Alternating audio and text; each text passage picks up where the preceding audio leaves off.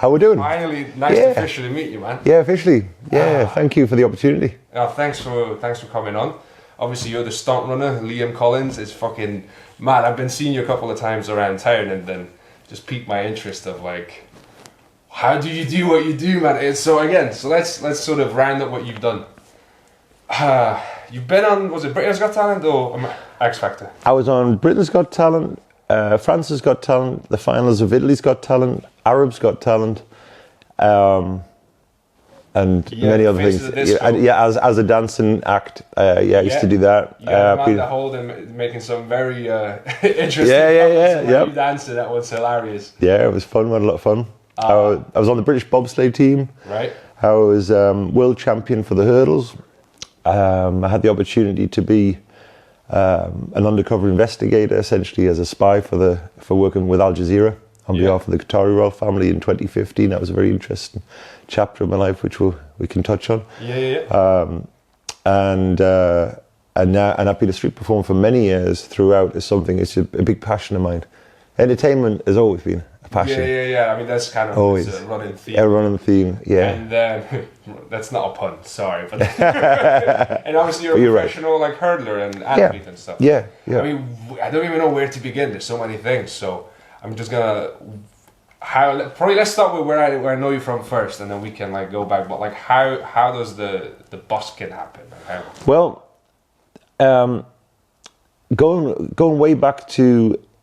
I'm showing my age here, but going back to 1998, I had an opportunity to train in America, and I had to come up with £5,000, which was a lot of money back then. Back in '98, I mean, it's a lot of money now. Even now, yeah, it's a long time ago. I had to come up with that amount of money in my bank account to prove to the American embassy that I wasn't going to work in America. Right. Yeah. Okay. Okay. So I had to come up with a way to, because I thought, well, I want to get to America. Time's ticking. This was sort of August, September time, and I wanted to go out there in October. I was like, how am I going to raise this money quickly? And at the time, I was dancing in some bars locally, and it was all 70s theme night stuff. I used to love the 70s. My mum used to do a Keep Fit class when I was a kid to 70s music. So I was brought up on ABBA and the Bee Gees and all this stuff. So I was always into it. And so me and a few friends used to work a couple of nights a week doing 70s nights. And I thought, I wonder if I do that on the streets. I wonder if, if I do this stuff on the streets, maybe I'll make some money. I've seen some buskers in Leicester Square, London. I'd never seen buskers anywhere outside of London, but I'd seen them. And so we looked into it, and I went down, and during that time there, I wasn't very good, but I was determined to get the money I needed to go train in America, because I was the English school's champion for hurdles, but I didn't have any sponsorship, didn't have any lottery funding. But I now had an opportunity through a contact to train with some world-class standards and facilities, good coaching, and maybe have a chance of making the Olympics. So I was determined to get that money. And the second day I was in London, I got robbed. About the sixth day I was doing it, or the seventh day, and I was doing all right. I was making a bit of money. I was probably making maybe £100 a day, which was back then good money. And one day I went out and I was doing, by this time the show was evolving. I was doing a bit of Michael Jackson impersonations and all this stuff. And luckily, totally serendipitously, this guy, a very rich guy who was the director of Ladbrokes Casinos. He was opening a new casino in London, and the only way he'd been given permission to do it was in conjunction with a charity. He had chosen the Sports Aid Foundation, which involved a huge night in London of all these sporting celebrities. And he had a number of guests, a number of comedians and entertainers. He had a Cher impersonator, all this. And he saw me perform and thought, I'm going to get this guy to do Michael Jackson. Didn't know anything about the athletics. And then when he went in for a meal, he came out. I'd actually split my trousers doing Russian Cossack dancing. And it was one day I think I was commando, and I had to sheepishly sort of go off to the tube station. And by this time I'm thinking, I'm not going to raise my money. But then the next day I get a call from my cousin saying, look, the Evening Standard, the biggest paper for the paper that everyone reads on the tube home, the free one. Everyone, it's like the Metro, they give it out. And she says, look, the Evening Standard want to do an article on you because this guy, Tommy Lloyd, has managed to get in touch, and I think he'd seen the article. No, that was right. They'd ran an article, and he had gone on the train that home, and he'd seen this article of, oh my God, it's the guy. who I saw. So he got in contact with me. He said, I didn't realize you were an athlete. This is perfect. I wanted you to dance at my opening night anyway, so I'm going to pay you the $5,000 you need to go to Reno, Nevada, and you're going to do your thing at the opening night, and then we're going to pay for your flights and accommodation, and you're sorted. And I was like, wow, this is incredible, you know. So I got the money, I managed to get the money I needed, went there, did very well, trained at altitude in Reno, and then when I came back, I went to Loughborough University, where I studied for media and communications. And Loughborough is the Centre for Excellence. It's the Olympic Training Centre. It's one of the few in the country we've got, which is the best facilities. And I was always set on going there. But I took this year out to go to Reno. And when I came back, every year after that, I said, right, no matter what, I'm going to go to the streets to busk every year, because it's an amazing way to make contacts, to raise money. I mean, yeah, that's fair, because nothing stands out more than someone performing on the street. Yeah, and especially if you've got a reason you're doing it. So for me, I had a sign to say, look, I'm British #1 hurdler. I don't have any sponsorship, don't have any lottery funding, and I want to make the Olympics. You know, and it was, so I never thought I was a very good entertainer, because I was always kind of doing it for the begging bowl. Do you know what I mean? Yeah. I was always just pride to the wind. Can you please help me? If I could, you know, every year it was costing me sort of £10,000-15,000 to train as an athlete, in terms of all the funding, everything. And I didn't, again, there was no lottery funding at this time. We have great lottery funding now. Back then it wasn't, it was just coming into play. So I had to raise all the money myself. So every year I would go out and the show would evolve a little bit, but I never ever consider myself a street performer. I'm just doing this for my athletics. I'm not a dancer, I'm not an entertainer, I've had no lessons. So roll on the clock, every year I'd go out, it would become a little bit longer, and I'd raise the money, and the show would get better. It evolved from a one-person act to a double act. We started getting masks of the village people, masks of the Queen, the Prince Charles, and basically taking the piss out of celebrities, you know. Yeah. And it would, that's right. And then it started to become, it was juxtaposed. It was big thumping, gay anthems, YMCA, village people, and people you wouldn't be expecting to dance to them, you know, politicians, people who were very much, you know, rod up their backside kind of people, and I mean, the tourists loved it. Theresa May walked out to Dancing Queen, so it's kind of like... There you go, you know. So it was something which had an element of cleverness, because there was stuff for the kids, there was stuff for the adults, yeah. There was jokes, you know. There'd be you know, when the whole thing with Peppa Pig, with the pig, and Cameron came out, our Prime Minister, you know, we had Peppa Pig and Cameron, all that stuff. So there's little clever things, and it just evolved really. And then we got asked to go on to Britain's Got Talent. This was in 2009. They asked us. Are you getting invited on, or are you reconsidering at the time? At the time, no, because I was into property. Because I'd stayed so long in Loughborough, I didn't want to keep renting, so I ended up getting a house with money I'd raised from street performing. And as the market was steep, I remortgaged it, bought another one, remortgaged. Suddenly I found myself with a number of houses, which I was managing, and it started to become a real struggle. I was training for the Olympics. I had a full-time partner, which was quite high maintenance in itself. And then, as well as that, I was managing all these properties, and it was getting out of control. So, and I think it was because I was right on the cusp of making it for the Olympics for Athens for 2004. I had a real chance if I could just have focused. My biggest problem was resting. I was a great trainer. I could train fantastically well, but resting was not my thing. All the other athletes could quite happily train in the morning, then play PlayStation, watch DVDs, watch Netflix, whatever it was. Me, I couldn't. I had to be doing something, right? Yeah, sometimes I feel like I have that problem in the I don't know whether it's go. I don't know whether it's ADHD or what, but I felt like I had to constantly be productive. So literally the day before the Olympic trials, or 2 days before, I was in IKEA and I was building furniture, and I ended up tweaking a muscle, and I missed out. I was fourth at the Olympic trials, missed out by one place. And it was it was terrible. It was because my whole family went thinking I was going to go. So my whole family drove to Greece, to Athens, and camped out. And to this day, like, I've still got all the stubs, and I can't even. It's the one thing that still eats away, which is a trauma thing, which has never ever healed. And I think because it was just when you've had a dream and you get so close to it, and then you miss it. And after that, I went straight back to the streets to raise money for the next year to try and make the Commonwealth Games. I was so desperate to make the Olympics. At one point, I even went to India and I trained in the Himalayas with my coach, my friend, and he was a doctor. We went up to the Himalayas to try and increase our oxygen content, our hemoglobin, which is the transportation molecule for the blood. And there was more monkeys than people. We had a BBC film crew came up to see what it was all about, and they did a great documentary. It's called The Final Hurdle by Fullwell 73, a company who now do Carpool Karaoke, The Late Show, James Corden. This was like one of their first ever documentaries. Oh, wow. But now they're massive, they're huge now, multi-million-pound company, but this was one of their first ones. And they came over. I knew the guy from school, a guy called Leo Perlman. He was one of my friends at school, so we got chatting in London. I was living down there. But at this point, the property company had grown, and it had grown because when you're an athlete, I think all athletes have a big ego, me included, and it can be a very healthy thing, because you have to have the confidence, the bravado, almost an arrogance you have to have at times, because there's times where you don't believe you're good enough, but you have to actually have that narrative internally to convince yourself.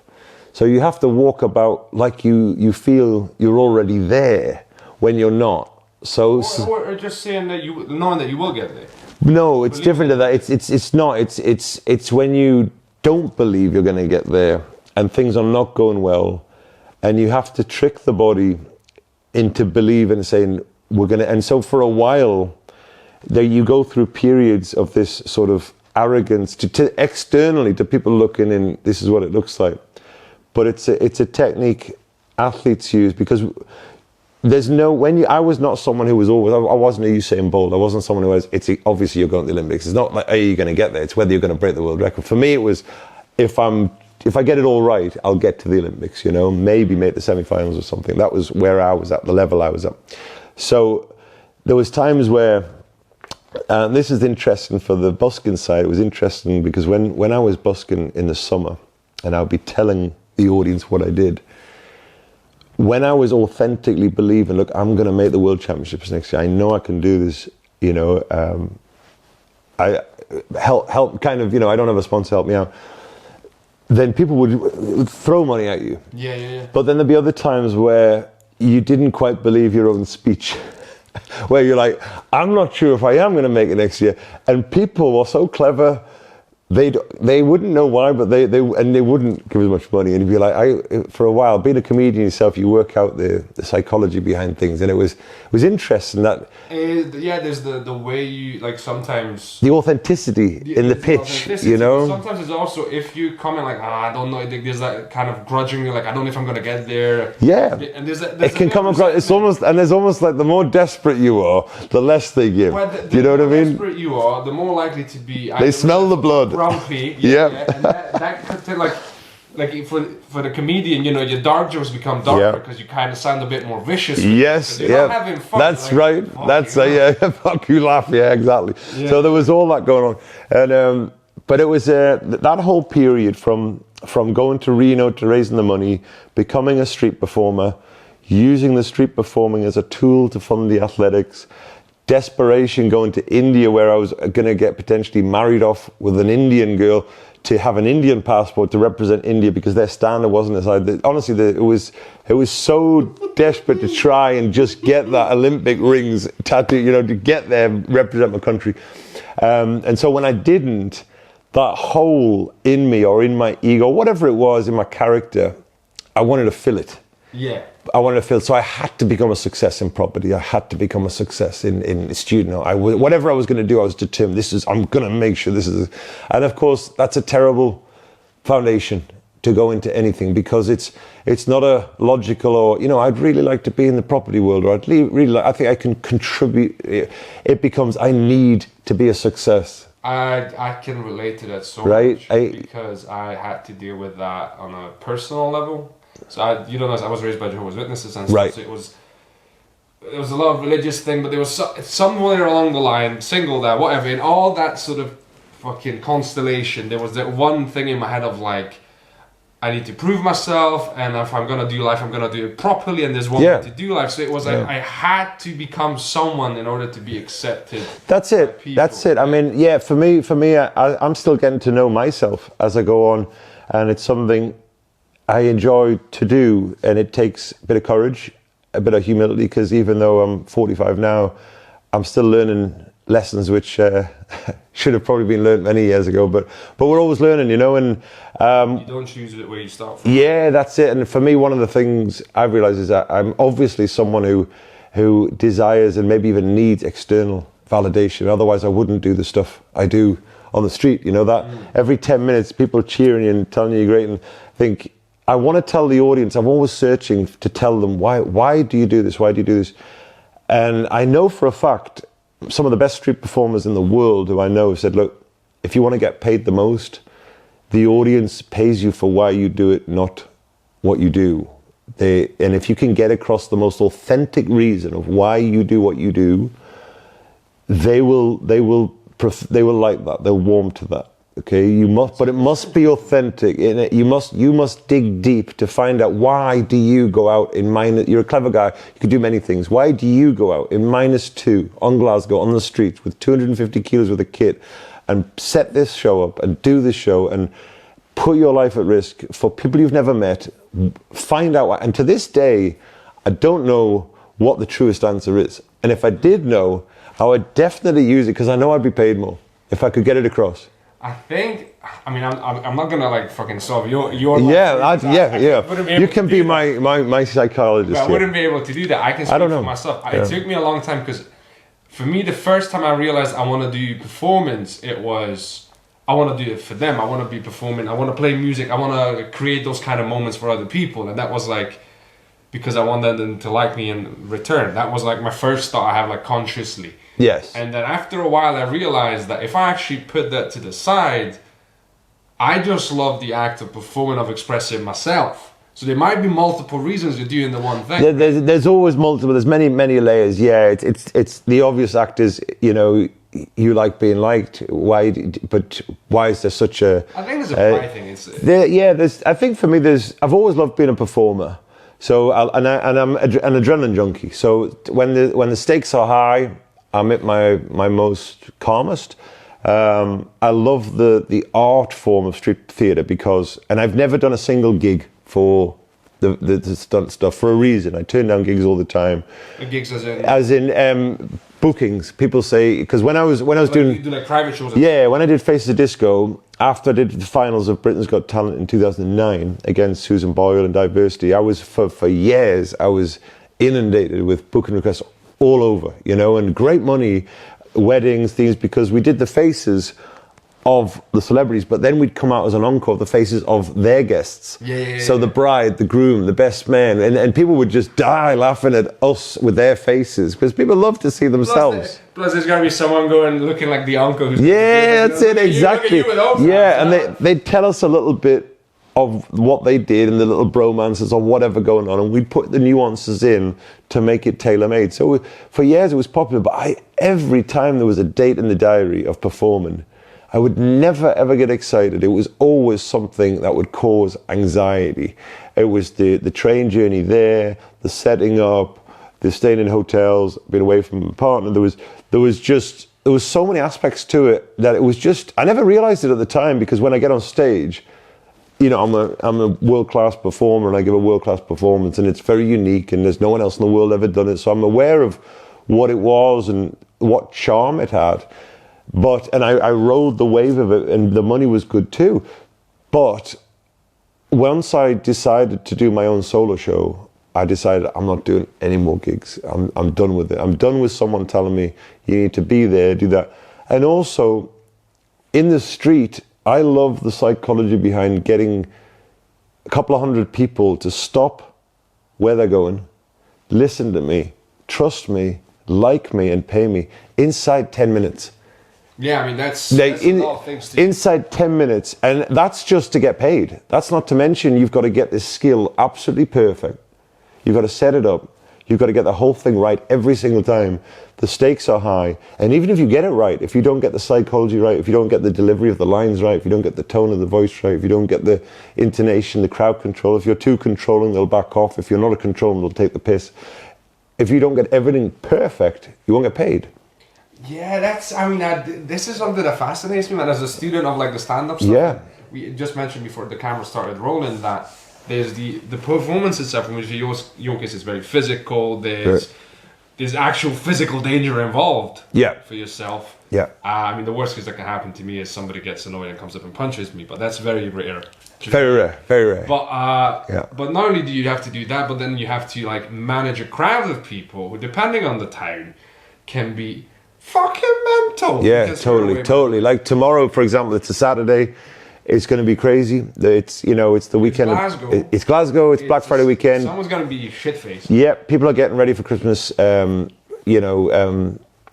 Office dues and all that stuff. So it's going to be mad. So I've got a full-time fire marshal, my nephew Kean, who's fire trained, first aid trained, and he now travels with me all the time just to make sure, because there was a video went viral. You might have seen it. I have seen it. Yeah, the guy in Glasgow. Right? Yeah, in Glasgow. Yeah, and he landed right on the knives. And so for this deliberately for this winter period now, we're now doing 3 rings of fire, which sounds like it could be more. I think actually it's visually it's a better spectacle, but also I just wanted to make sure. Yeah, it's just one of those things where like I'm not going to leave the knives out. I'll be bringing them back, but I like to give something new as well, because I've done the same show for so long. And it does cost me a lot more in paraffin and propane, but I like to bring something new to the streets so that people, because it also, for me as a performer, it allows me to be more authentic in my speech. And if I think that people have all heard what I'm going to say already, it puts you off, being, if you know what I mean? You're bored by it. If I'm bored by it, it's like, there's no way they're going to enjoy it. So I have to feel like I'm enjoying it. And that in itself's a huge skill, because for me, I've just come out of I won't go into, but I've just come out of a long-term relationship, which was a fairly toxic one, to be fair. And there were many occasions during that time where you've just come from a very, very bad situation and you've got to just pretend it doesn't exist. You've just got to go into absolute showmanship mode. And actually, it's what helped me. It's what helped me to do what I do, because no matter if my world's crumbling, whether it be psychologically, financially, doesn't matter what it is. If I get to the street and I do my shows, and the love that I get from the crowd and the feeling, and it's not so much adrenaline because, I've done it that many times. It's more just the thrill of knowing that you're doing a good thing and that you're making a contribution. Like there's a lot of people who if they stay and watch my show, a couple hundred people per show, times that by maybe 5 shows a day, you've got maybe 1,000 people who are watching a show, and you go, like, I'd love to say they all come forward. Sadly, they don't. Most of the crowd will walk off. That's just human nature. The front row tend to be the people who come forward to pay. After that, a lot of people think, well, he hasn't seen me. So yeah, and it's just one of those things. You can't ever change that. You've got to just accept that. Yeah, there's parts of our human nature which aren't so good, but it's amazing to think that no matter what, even if no one pays me, I've definitely made about 1,000 people happier than they were this morning. Yeah. And that, to me, that matters. It matters. And even if I'm not having a good day or my partner wasn't having a good day, it doesn't matter. Like 1,000 other people had a moment today they took, or a memory or something they took. And sometimes it can just be the tipping point in someone's day where you tip them from that mental state of being in their funk and being in there to just and that something, once they're alive and they're lit, and then they go and they have their coffee, and that might have been all it took to get that person out of that funk that day. You might be the reason that, like, 10 minutes later, 15 minutes later, they have a giggle to themselves. That's it, and then that's right. And then they carry on walking. All of a sudden, they're enjoying the song from a guy who's playing a guitar and singing, and they're enjoying. And I think street theatre matters, especially now with the time where we're in an epidemic of mental health problems. We need more comedians, and when you think it actually saddens me when you think about how much talent we can see. If you ever watch Britain's Got Talent, you can see how much talent Britain has. But yet you don't see any circus performers or street performers. And it all comes down to people just, it's such a hard thing to do. I would never choose to have done it. It's just I fell into it because of I had a need to. I had to raise money to get to Reno. I had to raise money to get to the athletics. Then it was, shit, I need money for a fridge for my property. Shit, I need money for a 3-piece suite. I've got students moving in. There was always a demand where I had to go out and make money, and the ability to make money fast was a real lure of the street, you know, to be able to go out, have no money, come back in with a couple £100 and think, hey, look at that. And it's also the thrill. I've never had it in any other, I've done many things and failed at many things, but I've never had that feeling tangibly where you go, hey, that's how many people like me today. Do you know what I mean? It's evident. Like if I come home and it's like, I did the same stunt, but they didn't really buzz off me today. Like they really didn't vibe off me today. Like, and I never point the finger at anyone else. A lot of performers will say, oh, you know, you don't want to go there. The people, it's never the people.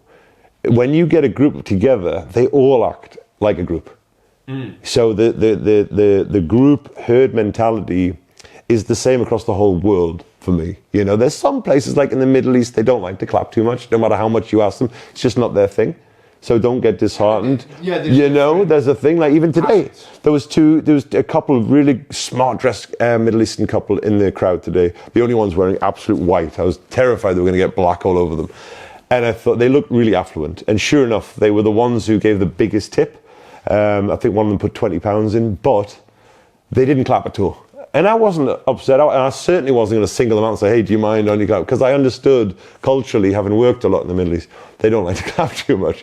But when you get a group together, overall, they will always act the same way. They'll laugh at the same jokes as long as the timing's right. If they don't laugh, it's not their fault, it's you. You got the joke wrong. You rushed it. Or sometimes it might be like, for a comedian, it's like, I misread the crowd, this is not the type of joke they need right now. Maybe. Even if they didn't laugh at the joke might have been delivered well, but did you read the room well? Did you? It's really, I mean, probably more so for you. For me, because... For me, it's different. You see, it's just the predictability, it seems, of the group is so predictable, especially in a 10-minute show, because you're saying the same things, nearly all the same things, same jokes, same gags, that if they don't laugh, it's, hey, that's on you, that like you need to work the crowd. And if you can just tell by the energy, you've asked them to clap, they're not clapping much. So you think, if I do my stunt now, I'm not getting paid because I haven't won them over yet. I haven't got them involved enough yet. And if you try too hard to get them involved, then you're fucked, because then you go, I've tried too many times. It's like, can I get you all up to the rope line? Now, if you ask them too early, they won't move. They literally won't move. And then you ask them, no, please, can I get you? I need you up the rope line. If you ask more than a few times, you're fucked, because they even feel, without even understanding, they feel you don't have control of this crowd. You're not getting my money. It's how it works. There's a very unique. It's very subtle. Like as a performer, you want to appeal to the crowd to an extent. Yeah. However, if you're trying too hard to appeal to them, that puts them off. Yeah. Like, there's a sweet. They're very clever. They're very, very, very, very clever. Even more so now than ever. It's very subtle. It's about using that assertiveness. Where I say at the beginning, I say, look, I need you all to be a great crowd, to be a great audience, and I'll give you a great show. Part of being a great crowd, especially in this show, because of how dangerous it is being cooperative. You know, if I ask you to do something, I'm not trying to manipulate you or sell you anything. I'm not here to spread the word of the Lord or anything.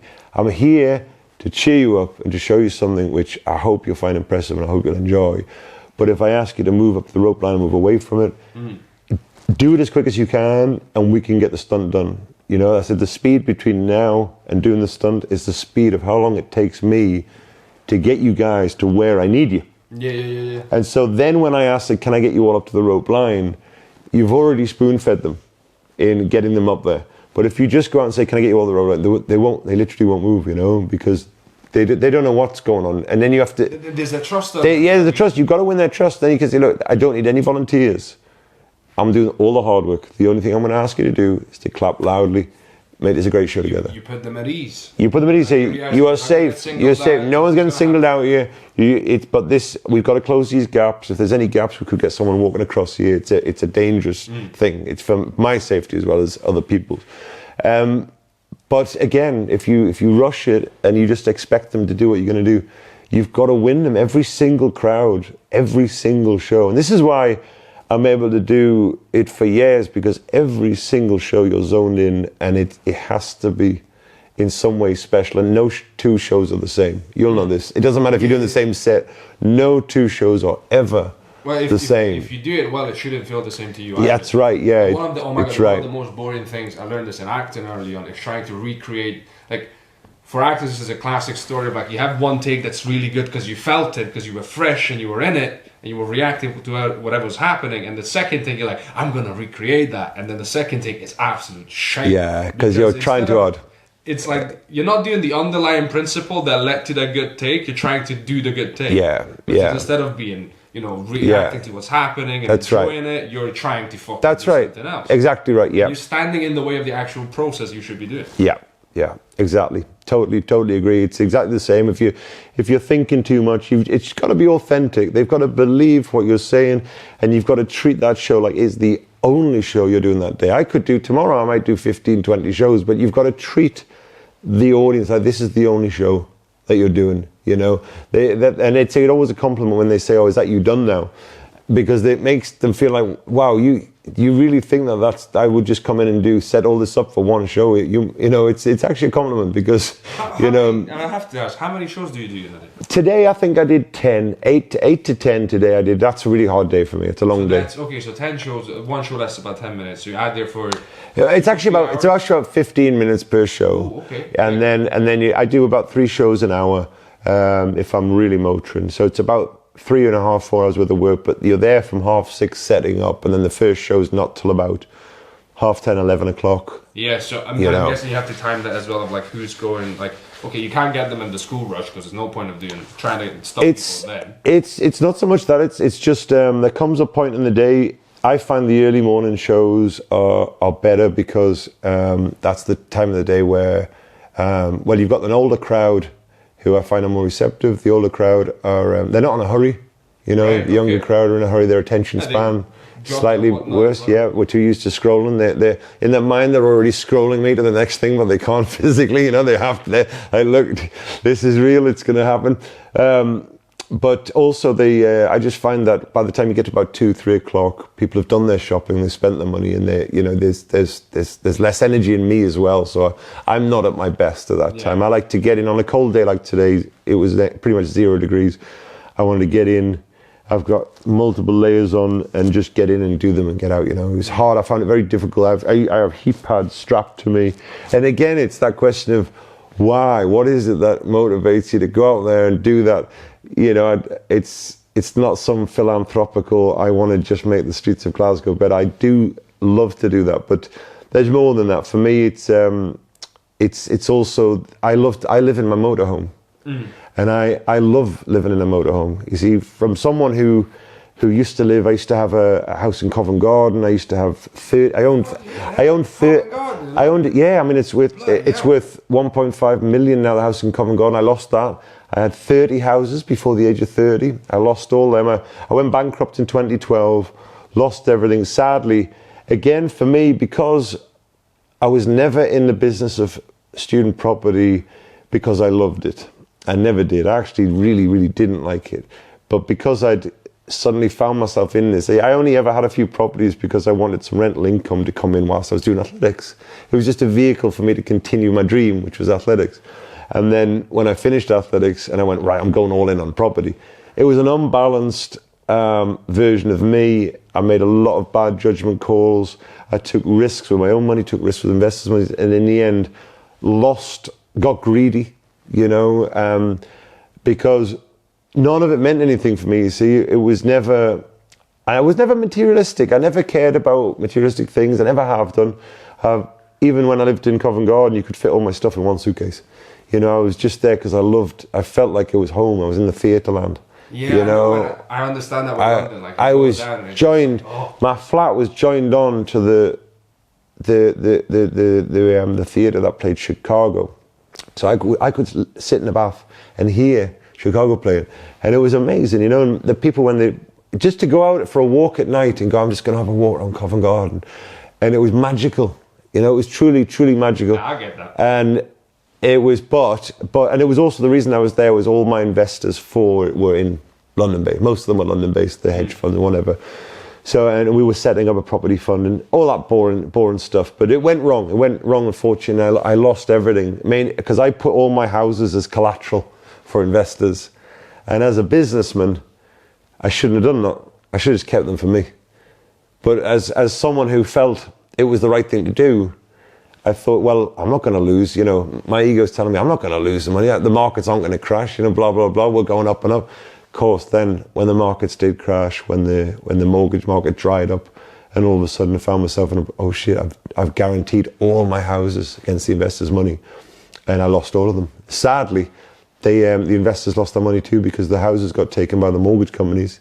They got sold for hardly anything because they just do, you know what I mean? They get sold for a shortfall because they just want as much as they can get quickly. And it was, and no one won. No one won in the end, you know. It was just something that I had to live with and go, you know, I took risks I shouldn't have taken. And now, after that, I said, if I ever take risks again, it's on me. You know, I'll be the one to pay for them. Like in the show now, if I'm going to take a risk, it's with my life, not someone else's. And I mean, I guess that kind of leads into the... What happens when it goes wrong, man? Because so hang on, so you do the knives. Yeah. You do the fire. Yep. Jagged teeth. Usually I have 20 jagged teeth, 28 knives, and 20 balls of fire. Now I have touched and you've those touched jagged those, teeth. Once. Yeah. I've seen you at least twice in Glasgow, and I was like, that is not a joke. No, they've been, when they first started, they were blunter, and they had a hinge mechanism on a bungee, and people used to come, oh, it's on a hinge, that's how you do it. Say, well, no, and it used to annoy me because like that's just a safety mechanism for A, if someone else jumps through, and B, so I don't die, you know. But I think people but we want the risk. Yeah, they want the risk. So people can be bloodthirsty. Yeah, absolutely. And I used to hate it when kids were coming up, the knives are blunt. It's like, they have to be blunt. The police would have me done if I had 28 real knives. But as time got on, I was like, nah, you know what? Fuck it, I'm gonna connect the frame. I'm having the knives on the frame, that's it. So they got connected to the frame, then they just got sharper and sharper and sharper, and now they're really sharp. So anyone comes in now, they're like, oh shit, they're actually really sharp. And that was purely because over doing it 7 years, thousands and thousands of repetitions, tens of thousands of repetitions, I'm now able to do it without ever hitting them. So I know that I can do it at that level of danger and do it, and I like the thrill of it, and I like the authenticity of it, but there is a risk for other people, like when the guy jumped through who was clearly off his face, and horrible to see, horrible to watch. A lot of people will have seen it because it went viral around Scotland and England too, some of it. But that was the sort of thing you don't want to happen, you know. And it was also my own fault because I saw this guy and he was stretching everything. Now I said to him, "You're going to stay there on." He's like, "Yeah." But something in my gut went, he looks like he's going to have a go at this. And as soon as I got through it, I looked back and he was coming towards me, and I ran and stopped him before he got to the fire. He was already on the ground and the hurdles were trashed. And I wasn't angry with him. First reaction was, is he okay? He was. But then he's like, his eyes were pinned. He's like, let me finish. Like, mate, you've smashed through every hurdle. You're definitely not jumping the fire hurdle, you know. You're done. Leave, you know, before you get hurt. And I think he was okay. I think he was all right. I don't think he'd hurt anything. I think he had jeans on or something, so he was protected. But it made me realise... He actually jumped through them, or did he just jump at them? No, he went through them. And the first one he got through and hit it, but it didn't... I think it just fell over. And then the second one he landed right on the knives, on his crotch. And I was like, wow. But he was... Yeah, fuck. But he was all right. Evolution's a beautiful thing. Yeah, I know. Yeah. Some of the videos that people were putting up in the comments, you know. But again, it made me think, look, I knew he was going to do something, and I didn't trust my gut, you know. And nowadays, if there's any doubt whatsoever, first of all, since then, I've got a full-time fire marshal whose eyes are looking everywhere for any risks or hazards, you know. But there's always a risk, and that's the beauty and the fun of it. Is this is risky. That's why people want to watch it. It's why I want to do it. And isn't it a beautiful thing, especially considering in March I went across to Poland. I hadn't competed in years, and I competed in the Masters World Championships. I got the bronze, which I was pleased about because I've done no training, no competing. It was just hurdles, purely off just doing the stuff on the street. But on the way back, I'd intended to perform in Germany and Poland and wherever, and every time I set up, police came down, you can't have generators. Okay, why not? You can't have amplification, okay? You definitely can't have knives, or fire, or jagged implements. It was like, right, so I've got the worst show. I'm just doing a hurdle. There's nothing I could do. So it was clearly the same draconian measures in place across the whole of Europe of, I can't do my show anywhere. And it made me think, wow, aren't I lucky to be able to go up to Glasgow or England and do this show and have no problem with the council, no problem. I mean, I do have public liability to 10 million, fire protection to 5 million, 25 years street performing experience. I was world champion for the hurdles as a masters athlete, and I've got a fire protector, full-time guy. So, and I've got a full risk assessment. So I don't wing it. I take the safety very seriously. But at the same time, isn't it great that we can I've got a flamethrower that shoots a 6-foot flame. I'm not gonna lie, that's one. By the way, we're gonna turn this baby on fire. And it's wonderful that we still have that freedom of speech in the United Kingdom, where we can do things to express ourselves, and we can still do these old-fashioned vaudevillian street performances, which they are. I mean, it's so old-fashioned, it's almost like the old days where you'd have the strong men or the fire breathers, and these were the days where, if you can imagine what the streets would have been like, full of pickpockets, vagabonds, and I don't put myself in this, but there was an excitement of the streets, the Victorian, and all sorts of days. Now, you have guitarists and singers, but I've never seen another street performer almost in 7 years, almost in my entire life, doing anything outside of Edinburgh, outside of the Fringe. And actually, now that you mention it, I bumped into the first street performer I saw in Glasgow at this year's Fringe, and I forgot his name, but his act was he would walk on this tightrope. Yeah. And I think he'd be playing the violin. Oh, you know what? I saw him in Chester. I've bumped into him before. Yeah. It's quite it's quite a rig. It's quite a rig. I think I followed him, but yeah. It's quite a rig. Yeah, like it's so rare you see anybody, and even if you see them, most of the performers now, I know, they're all in their 40s, 50s, 60s, or even older. There's no younger ones coming through. You don't go in town. There's an 18-year-old on a unicycle, or there's a 21-year-old juggling. There's nobody. I think they're all on YouTube. They're either doing stuff when exactly. This is the thing. I'm terrible at that stuff because I'm too busy doing this stuff to ever be filming it. You know what I mean? You could be having an amazing, just having a vlog. It's just I'm sure, and it's something that is always on my mind. If it's not. I would love to do it. I studied communication and media, so that was my thing, editing and camera and all this stuff. It's just the living in a van is something I love, but it's so consuming. The constant maintenance of you got to empty the toilet, you got to fill the water up, tonight we had to go and get 150 pounds worth of propane and paraffin from B&Q. Then you get in the van, you go, oh, the diesel heater's not working, because there's a gauge where if the diesel in the actual van falls too short, the heater won't work. So now we've got to go and get, and there's these maintenance which you forget they're at the touch of a button when you live in a house. But you take it for granted. But just having a flushing toilet, a toilet, oh shit, the toilet's full, man, it's -4, who's going to go out and, all right, it's my turn, I'll go out and empty it, and you're out there emptying down the drain, you're like, this is not fun, but it's the freedom of just being able to go, where shall we go tomorrow? Where shall we, and you look on a map, BBC Weather, Met Office, and you go, hey, it looks good in Leicester, all right, let's go to Leicester. We've got about 10, 15 locations where we know no problem with the council, no problem with police, it's going to be wide enough. I've got even homeless people who I'll call and say, hey, how are you doing, Mike? What's going on? Yeah, it's good. Is there a Christmas market or anything going on in Coventry? No, it's all clear. Okay, cool, I'm going to come tomorrow. So I've got eyes and ears on the streets who'll tell me what's going on and whatnot. And then we've got Google Earth, which tells me an exact measurement. I can go down to a street level to see the measurement of, is it 35 meters? Am I going to get in? Is there a lamppost? Is there a flower pot? Is there a chair? Today, I came to Glasgow this morning, and my runway, I'm just about to start, there's a beautiful Christmas tree right where I perform. I'm not complaining because I love it, but it meant I had to perform on a road which is on a slant today. So my road's on a slant, which adds a whole new component. I'm going to be running on a slant, so I had to do multiple. Step count, not the step count, just the fact that you're running on an angle. So you have to actually run quicker, because if you run slower, you're going to go off to the left. You see, so you're literally going to go off to if you run too slow. Wait, and I forgot to mention that you're doing this with a blindfold.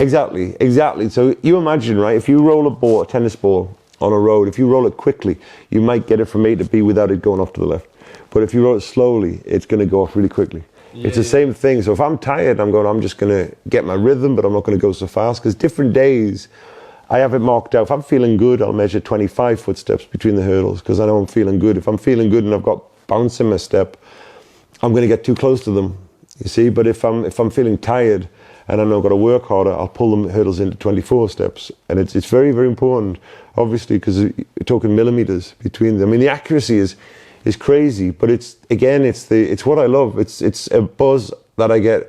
I think, where else would I get this buzz, where there's this level of expertise which is irrelevant outside of this show? It's irrelevant unless I'm coaching it. Unless I'm coaching it, which, because I'm always on the move, I can never be present with people long enough to say, I'm going to coach a group of athletes in Newcastle. They'd be like, where are you tonight? Oh, sorry guys, I've left. So because I'm mobile, I couldn't be a coach. So it's like, if you've been a world-class hurdler and then you finish, all these years you've spent accumulating this knowledge is redundant. It's redundant. Like a pole vaulter. What is he? When he's finished, there's no use for that in life. Unless in the Tesco area trying to and there's no use for it. It's you're not jumping over dikes in Amsterdam, whatever. There's no purpose anymore. Even no matter how great you've been, there's no purpose for it. So for me, when I finished competing, it's a very unique lifestyle sport, isn't it? Yeah, like being a top level athlete is, you live a very monastic life, and I'm pleased I did what I did when I did, because I couldn't live it now. It's too dull, it's too boring, it's too egocentric, narcissistic. Everything has to be about you. And at that time in my life, I was able to do it because my personality was more that way inclined. But once you start having a bit more balance, if you want balance, you can't be elite, I don't think, in anything. You have to. Anyone who I've ever met who's elite in anything is not particularly balanced. They're on the spectrum. Either they're ADHD, or there's some level of autism, or Asperger's, or some level of savant. They're out there on a level which means they're not always sociably inclined. They don't always enjoy it. They're often very much introverts. I mean, I'm a total introvert. I live very much in my own world, in my own head. But to walk past me in the street, you think, oh, that guy's a total extrovert. I bet he's the life and the soul of the party. It's not at all. I'm a total introvert. I live in my van, travel around. I don't know. It's strange. You don't actually. It's one of the sad things about street performing is I don't seem to meet many people. It's a shame. No one comes up and talks. They put their money in, they go, but no, it's very rare anyone comes up and talks to you. And if they do, you've also got to sometimes cut them short, because you're there to get your shows in. It's cold. You want to get through them. You want to get done. And so sometimes it can be, and you don't have any work colleagues. You don't have a boss. I mean, I guess you know what I mean. So busker that you meet a couple. There's occasion, but even there's that repellent of, we're on each other's pitch. They've got to go find a pitch quickly. Oh shit, you've got that pitch. I've got to go before. So you never really. There's not much of a community of performers. Bumped into Maliki at all? I know Maliki. Yeah, Yeah, I've met him a bunch of times. Actually, I don't. It's in there, but I've got a cab that I bought. He's a nice lad. Yeah, he also lives in his van. Yeah, he does. Yeah. He's either in Australia or France or England or wherever. He's really talented, super talented. I went to one of his gigs in Newcastle, and the noises he can make with his voice and with his instruments is really phenomenal. Yeah, he's really. I'm just wondering, because he's someone who's been around. He's really nice guy, and he adds to the whole flavour of Glasgow. I really believe so. He's nice. And again, van life. We keep bumping into each other all around Leicester, wherever, and we share stories, and we share like, what leisure batteries do you use? Do you use lithium ion? Do you use lithium? What do you? The little things that only van lifers talk about. But The WhatsApp group. yeah, that's it. Yeah, that's it. But yeah, for me, being able to live a life of freedom, which means I don't have a boss. You know, I'm no longer. God, I'd never want to run a company again. I wasn't very good at it. I wasn't a great businessman, so I try to keep life, even though what I do is incredibly technical and complex, I try to keep my life as simple as possible, you know? I mean, I think you have to.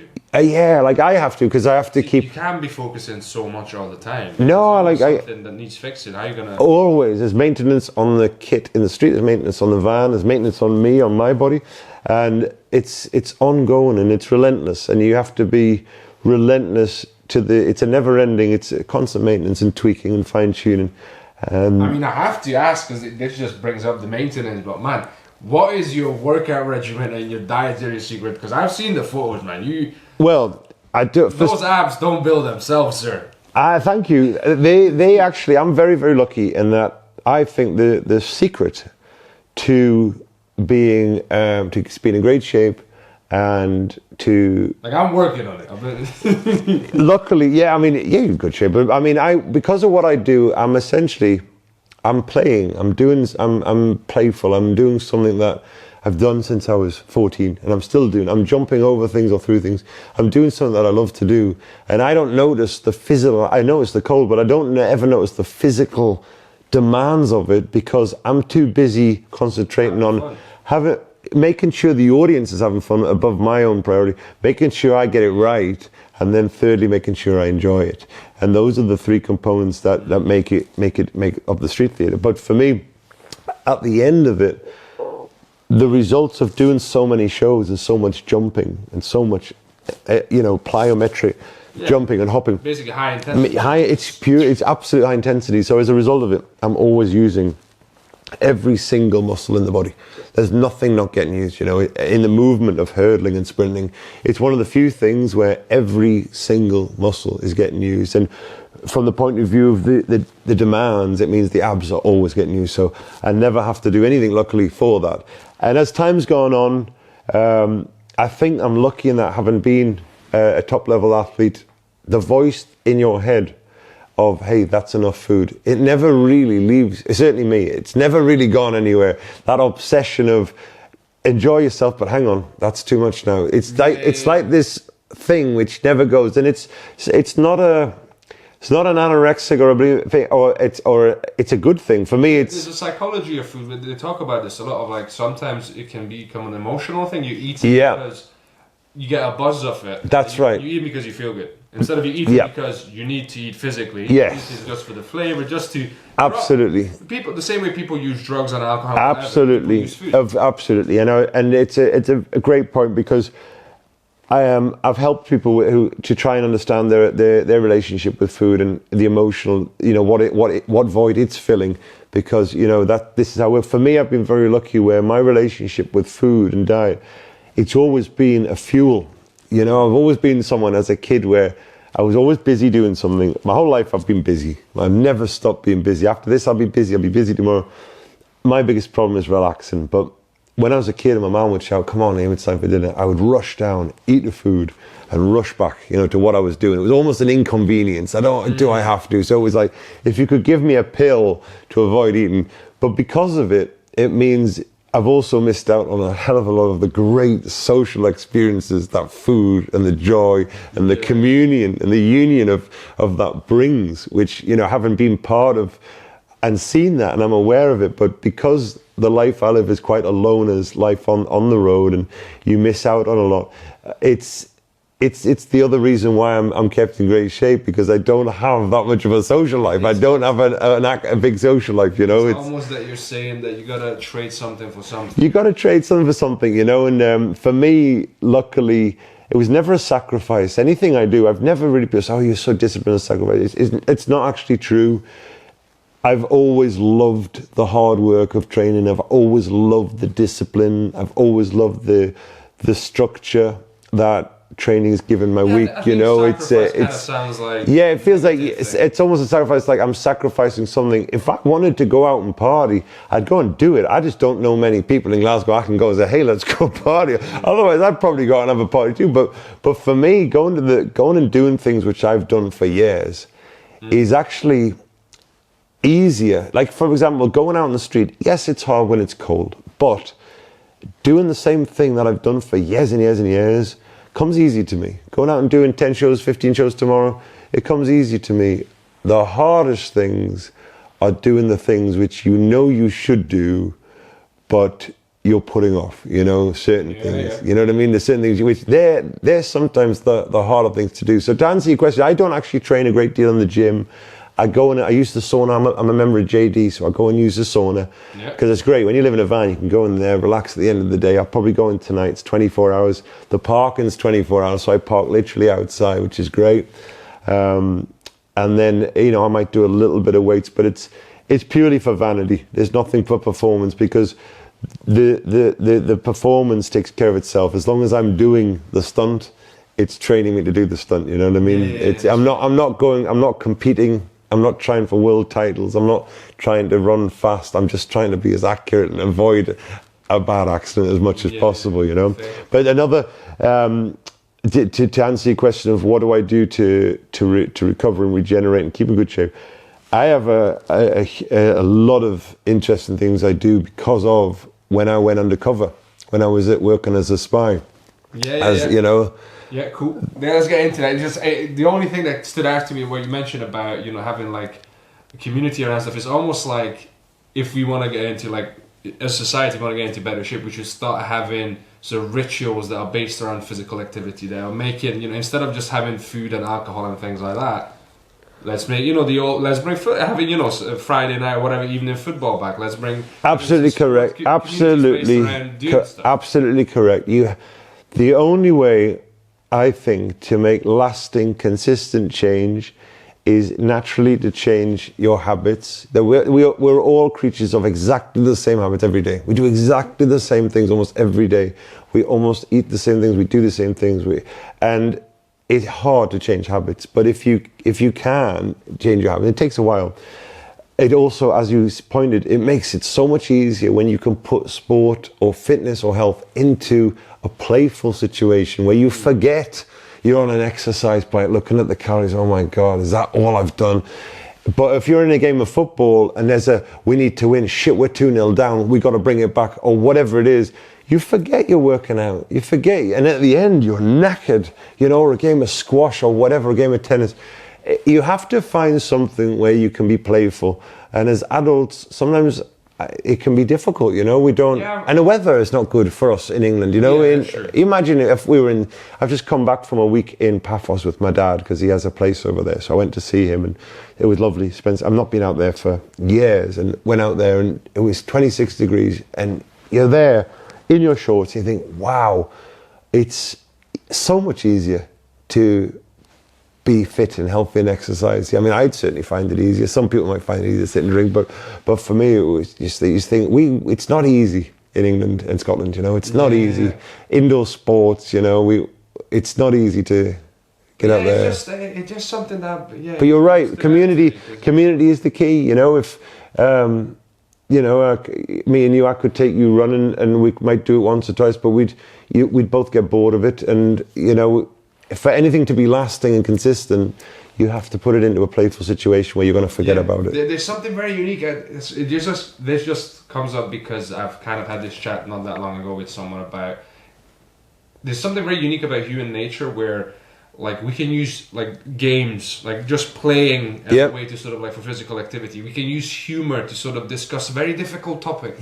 Like we stuff in our psyche that makes digesting difficult things easy. That's right. Yeah, absolutely. You can play the trick on yourself. It's true. Turn it into a game. Absolutely. And when I think, you know, I'm not a parent myself, but great parents do this with psychology of children, being able to wrap it in something which makes it more palatable. But we still have to do it with ourselves or with each other as adults. You know, we do. And that's what makes great coaches, it makes great mentors, the ability to make something. which is not fun, into something that's fun. And then that's where the discipline comes as well. The discipline part is, you know, I think it was Mike Tyson saying, you know, discipline is doing something you don't want to do, but doing it like you want to do it. Yeah, doing something you hate. Doing it like you love it. And there are days absolutely where I'm like that, where I'm like, I don't want to do this, but I need the money and it's good weather and I should do this. There's also that as well. There's not even need the money. For me, it's like, if it's great weather and you're not doing it, I'm thinking, I should be out there doing this. There's just that, having done it for years, the weather's good. It's just a classical condition. Like I should be out there, you know, that I should be out there. And it's a good thing. That's what I'm like. But on the days where you don't want to go out, like you're in bed this morning and you're nice and warm, you think, I could just stay here today, watch Christmas movies, be nice and warm at 26 degrees all day long. No one's going to miss me. I've got no boss. I've got no one saying, hey, Liam, are you coming into town? There's no external forces pushing me anywhere. There's no boss going, you're not coming in today, or there's no deadlines, or there's no goals, no targets. I have to be entirely self-motivated to go and I'll wake my nephew, come on, Cian, we're going. I said this one, come on, there's people out there. We might not need the money today, but we might need it tomorrow. We might need it next month. And there's people out there who probably need cheering up more than we need the money today. Let's go out there, make some people happy.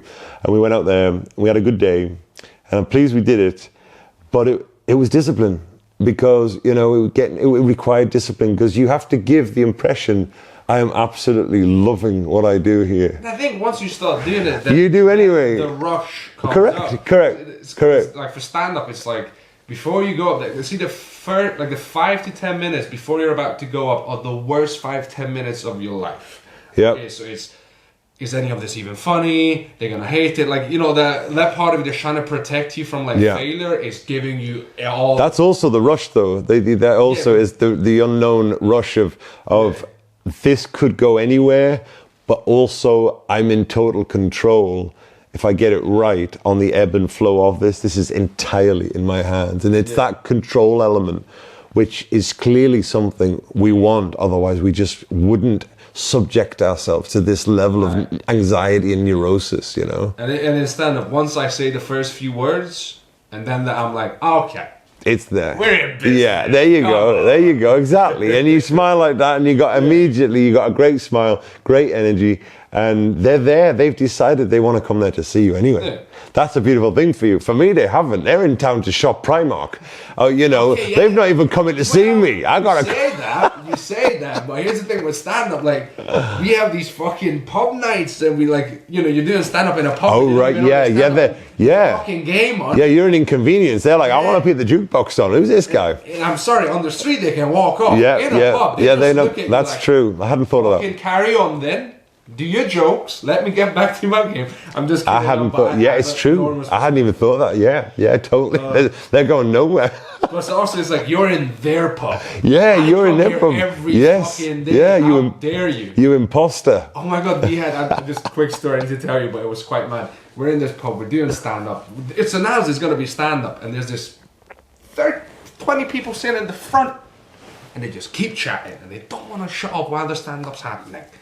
And at some point, you know, comedians make fun of him. At some point, one of them stands up and takes the mic from the comedian and goes, "We're really sorry. We're a large family. We haven't seen each other in like 30, 40 years. We've gathered here today to have some time together." And like the rest of the pub's like, "Boo! Like, you've been told there's going to be stand-up. Fuck off." But like, that's the level of yeah.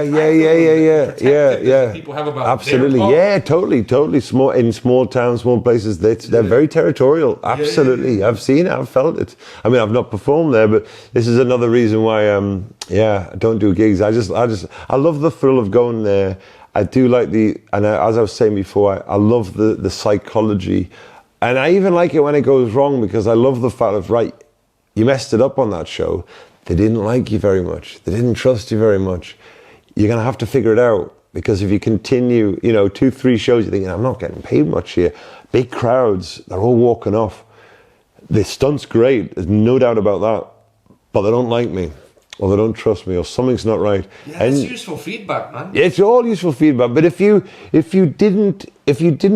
don't own your own shit, though, like, you've got to own the good and the bad. If you want to say, hey, I'm great at this, this, and this, that's fine. But you've equally got to say, I'm shit at this, this, and this.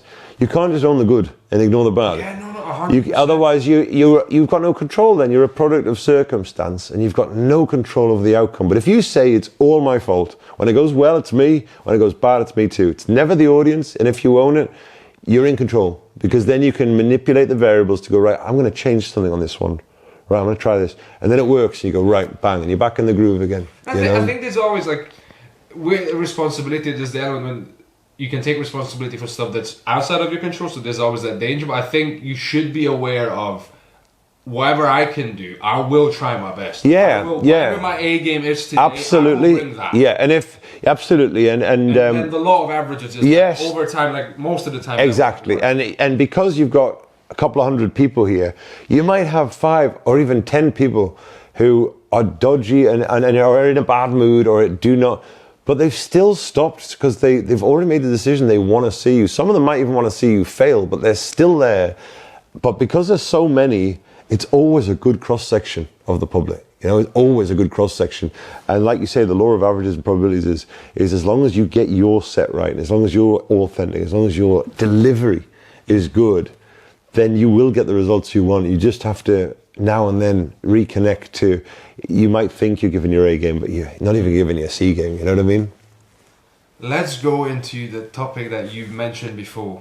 Yeah. Which is, you did, what is this, the Al Jazeera documentary? Yeah. Something else. So you had the whole thing about doping in athletics. Yeah, that's it. I was writing the life story, and this is a book that's, it's still, we've been writing this story since 2012. A guy who had the world record for the 100 meters. He was the world's fastest human before Usain Bolt. He was in prison. He got done he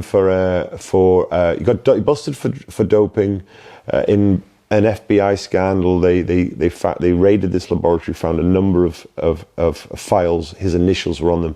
He got brought to a jury, and he was found guilty for using designer steroids, and as part of a major scandal called the Balco scandal, which was huge in the early 2000s, and it involved a lot of Major League Baseball players, Barry Bonds, a lot of athletes, and he was one of them. And then he was trying to defend his case because he'd never failed a drugs test. He had nightclubs, he had cars. This guy, you imagine, this guy's the world's fastest human, and he's going out with the world's fastest woman, the two of them, and they were the big I-ams of athletics at the time. They're in penthouses, they've got cars, they've got houses, millions of dollars. And all of a sudden, he's finding himself defending his trial, and he started selling heroin. He got set up by the FBI. He got jailed, got incarcerated, and how the mighty fall. I got in touch with him while he was in jail, and I said, "Is anyone writing your story? It's fascinating." I didn't know the half of his life story. I mean, it is absolutely fascinating, and I decided with him, I said, well, I'm going to write your story. I said, I'm not a journalist, but I know I can write this story. I'm a decent writer and we'll write it. My mum's an editor, she'll help. Let's write a couple of chapters for you, interview you. And if you like how we write then, because it's capturing his voice, you see, it's not my voice, it's writing as his voice. I'm a ghostwriter, so you've got to capture it in a South Carolina American drawl, you know. But during this process of writing his life story, Al Jazeera got in touch with me, or got in touch with him. Al Jazeera are a documentary filmmaking company who work out of Doha, but they've got offices all around the world, Washington, D.C., and they're funded by the Qatari royal family. And the beautiful thing about them is that because of the unlimited funds available to them, they can pursue documentaries and ideas and themes which normally you'd never have the budget for. 100 grand doesn't get you far on a documentary. Right, it doesn't get you far at all with plane tickets and going here and doing this and equipment and hiring this and paying people. And, I mean, it depends on the size and scope. Yeah, but now usually the issue, the more locations. Yeah, and if you've got to go and do something for 2 months, 3 months, 4 months, 6 months, 8 months, the money is going to be large, you know. So that's why Al Jazeera are able to tackle such great topics, because they have the funds to just go until they get the results. And if they want to keep going, they'll just keep going until they get the results. So they asked me, did I want to help them with it? It was 2015. And I've seen, so just to let you know, like I've watched bits above it. It was quite fascinating of you just going from hotel, me and this guy going over. Yes. I mean, I had to play the role And I'm like, yeah, I really just want to get back. I mean, it was kind of interesting. It was a bit like wrestling, where they took your real life story and then it kind of like tried morphed to it. Yeah. That's why for me, I'm not an actor, but I was able to play this role because there was parts of it which were all true, you know, at different times. It was tapping into some of your real life frustrations. That's right. Yeah, hopes and dreams. that's right. Exactly. So I was playing the role of an athlete who was trying to get to the Rio Olympics. I was past my prime, but I was one of the best in the world for my age in the Masters athletics category. I'd won European titles, broken a world record in the Masters athletics, and I just wanted that extra edge to get there. And I had money. I mean, I didn't actually have money at this point at all, but I had to play because when they Googled me, they'd see some stuff from the Property Time where it had failed businesses, blah blah blah. So that sort of the bad stuff, the bad press that I had actually helped me because they thought, oh, this guy's a little bit dodgy, you know. It didn't make them trust me, but it made them think he's probably got some money. Right. It didn't make them. It's hard to trust anyone in that life when you're like in the. You know, yeah, I mean, when I flew to Washington D.C. thinking I was going to get an interview, and I sat with the assistant producer, and they showed me a file which I've got in my van. And they had identified a number of people who they thought were dodgy: chiropractics, osteopaths, managers, sport therapists, agents, many of which I knew of, and many I didn't. And I looked at the file, studied it, and they said, "Okay, let's put you on a phone call to some people." And they filmed me, and straight away. So you're turning up for what you think is an interview. I think it's an interview. I think I'm looking to possibly get the job to go undercover, and my reasons for going undercover was, I'd done this cleanly, and I wanted to know what athletes were taking, some of which who might have been taking stuff to beat me, some of which were taking it to win. And also the major thing was, what are the Jamaicans taking? What's Usain Bolt taking? Is he taking anything? Is he clean? Has he done this clean? And I wanted to know. I was like, this is fascinating. Especially as someone who's lived that fascinating. Life. Right? Absolutely fascinating. So they're saying, come out, meet us. Because they're saying, look, you're going to have to play the role of a wealthy guy who's got a chance at this. We think you're the perfectly suited guy because you're still in athletics. You've got to... do they approach you saying, hi, we want you for a thing? Or do you go... They approached Tim Montgomery, the guy who had the world record, to see. And Tim said, look, I'm on probation. I can't leave the state. You should speak to my author, Liam, in Newcastle. Right, okay. I was cutting the grass in Newcastle at the time, and the phone call goes, and they said, we're interested in you being involved. Would you be interested in going undercover to find out? And I said, I would. I'll speak to my family and my wife at the time. And we'll speak over. And I wanted to know the risks. What the risks? I'd not done anything like this before. I'm being wired up, you know, wired cameras. You're a spy. Essentially, you got video cameras in your watch, your phone, everywhere. And as I, you know, I'm going to... You don't know if there's repercussions. Who's involved? How far does Who's involved? How dangerous are these people? And how much do I want that information? What am I willing to do to get this secret information as an athlete, you know? And in the end, we discussed it, but the risks are not that high. We're not talking drug dealers, gangsters here. We're talking chiropractics, osteopaths. Okay, so, you know, I think I can fight my way out of most rooms with most people, and I should be all right. And so when I went to this interview, and they said, look, let's pick up the phone to this guy and let's see how you go. And being a street performer for 20 odd years at the time, and being a salesman, a guy who I secured 100 million worth of property investment from one of the richest guys in the country in London to invest in my fund, just off the back of a meeting. So I've obviously got some skills in sales which are good enough to make people like me and trust me early on. And I didn't know I had these necessarily. I just thought my property company was that good that you want to invest in. Clearly not, because it went bankrupt. But at the time, the people who invested because they like me and they trust me. People in the street, they pay because they like and they trust me. And now I'm in a position where it goes, you need to be very aware of this gift you've got, because essentially we need you to abuse it. We need you to use it for our benefit to get the information. And it's not good enough for you to just go undercover and get the information, because this isn't a police thing. This is a documentary. So we're not looking to put these guys on the stand. We're just looking to make a documentary and show the world what the Jamaicans or what the elites are doing to circumvent the doping system and to cheat. And it's not enough for you to get the intel. We need you to get the camera angles. So it's like I'd come back sometimes from these meetings and I'd be so excited with all the information. They go, that's brilliant, but we need to go and get you to do it again because we couldn't quite see. You didn't get the camera angles right. And it's like, wow, this is a whole new set. I've got to get these people who are, you don't get into these circles. I mean, no one gets into these circles. And I had to get them to like me, to trust me, to tell me all their secrets. And sometimes tell it twice. And get the camera angles inside 1 or 2 therapy sessions with these guys. So, you know, I'm having a therapy session. So if they're a chiropractor, I'm getting seen. But whilst we're getting chatting. But it was amazing that because of the language that I'm able to speak to them on a technical level regarding the anatomy, biomechanics, the human biology, that these people, you quickly realize, they're geniuses in their own fields, but they have very few people they can talk to. So they have very few people they can geek out on because they're never with anyone else. They're always with clients. And their clients are young sportsmen and women who are not always the most intelligent. They just tell them, you know, they're geniuses with people who are a lot of the time unintelligent, you know. Or just have different interests. They don't care about how this works, they just want it to work. That's right, exactly. And I don't want to put down, I know a lot of intelligent athletes and a lot of unintelligent athletes, and there's a mixture, there's a good mixture of both. There's a mixture of both. And when I say intelligent, I don't mean IQ, I mean intelligent with their own body, where there's a connection of knowing what works. For me, I've had to become intelligent with my own body because I've had to figure out all my own problems on my own to treat them on my own. Like now, if I have a problem, I have to fix it myself.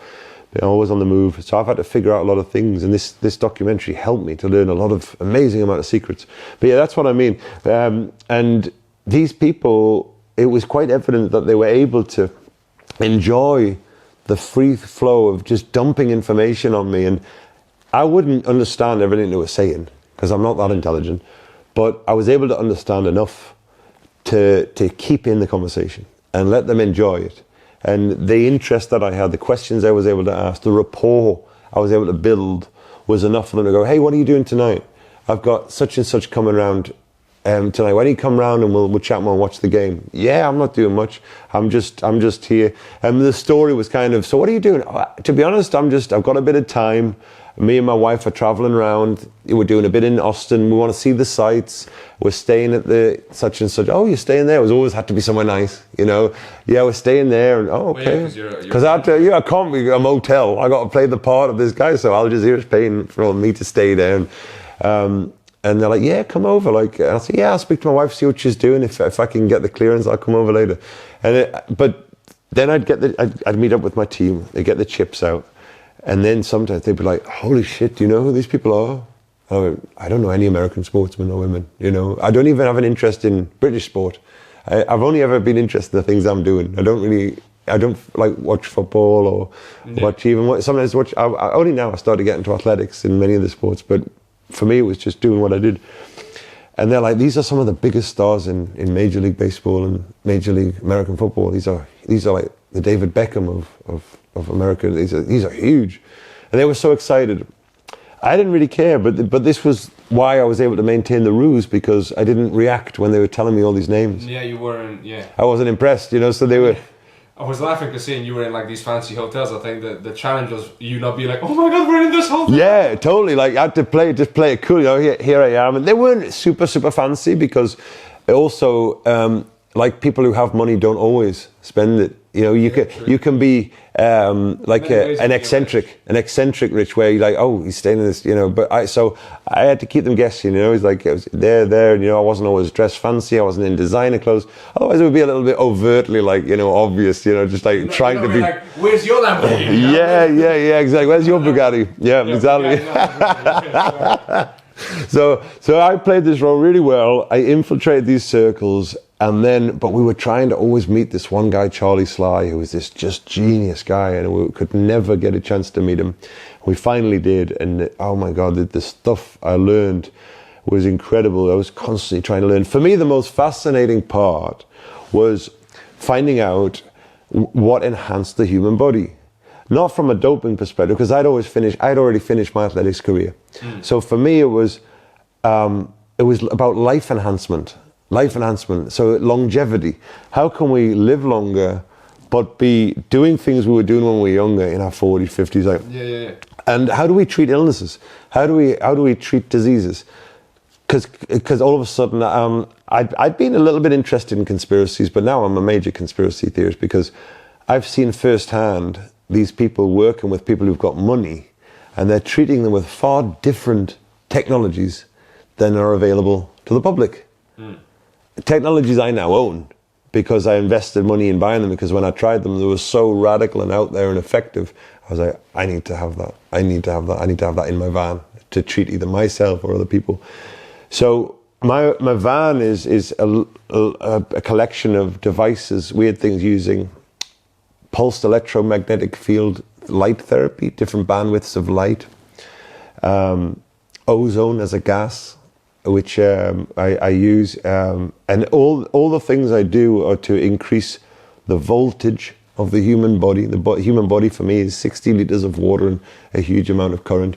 So whenever you're trying to manipulate the body to reach optimal health, there's several things you have to do. You have to oxygenate it, and there are many ways to do that. You can use hydrogen peroxide because it's an extra oxygen molecule. You can do ozone gas rectally, vaginally, or intravenously. You're putting oxygen that you can use. I was in a hyperbaric chamber the other day with oxygen, doing that. So you can treat illnesses from, the body loves oxygen. We need that. We can go without food and water for a while, but you can't go without oxygen for more than a few minutes, So oxygen's a number one. Secondly, you have to increase the voltage of every cell. Every cell has a mitochondria, which is a battery. If you can increase the charge, and you know how to. I was getting flashbacks to the mitochondria is the powerhouse. Yeah, the powerhouse of the cell. Yeah, Again, I'm not that knowledgeable in this field, so I'm not going to be like, this is what you need to fix your life. I am fascinated and I have heard about some. That's it. And if you can manipulate the battery cells to increase the voltage, then that's another way. And the other way is using light. And the bandwidth of light is magnetic.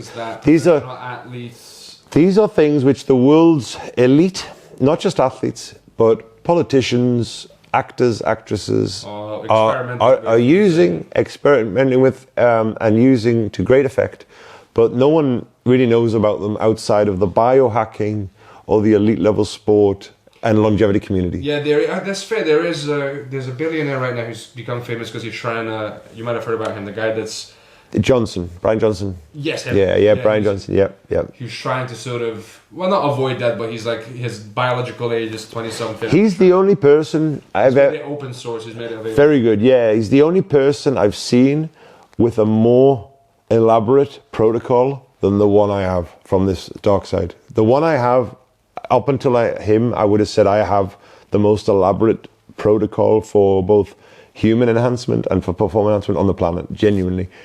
And since 2015, I've studied biohackers, I've read a lot of their books, and I've watched so many podcasts and interviews, and studied it just out of curiosity to see if the people I was working with were as genuine as they said, if the modalities of healing were as effective as they said, or were they just quacks trying to make some money? Okay. And throughout the test of time, in my opinion, everything they've said, and I mean everything, has stood up as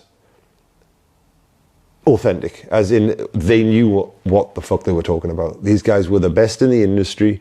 They lived in the shadows. There was nothing about them online. Still to this day isn't anything online about them. But they had a company. There was several of them called ProMed, and they had a great osteopath, naturopath, and they weren't working together.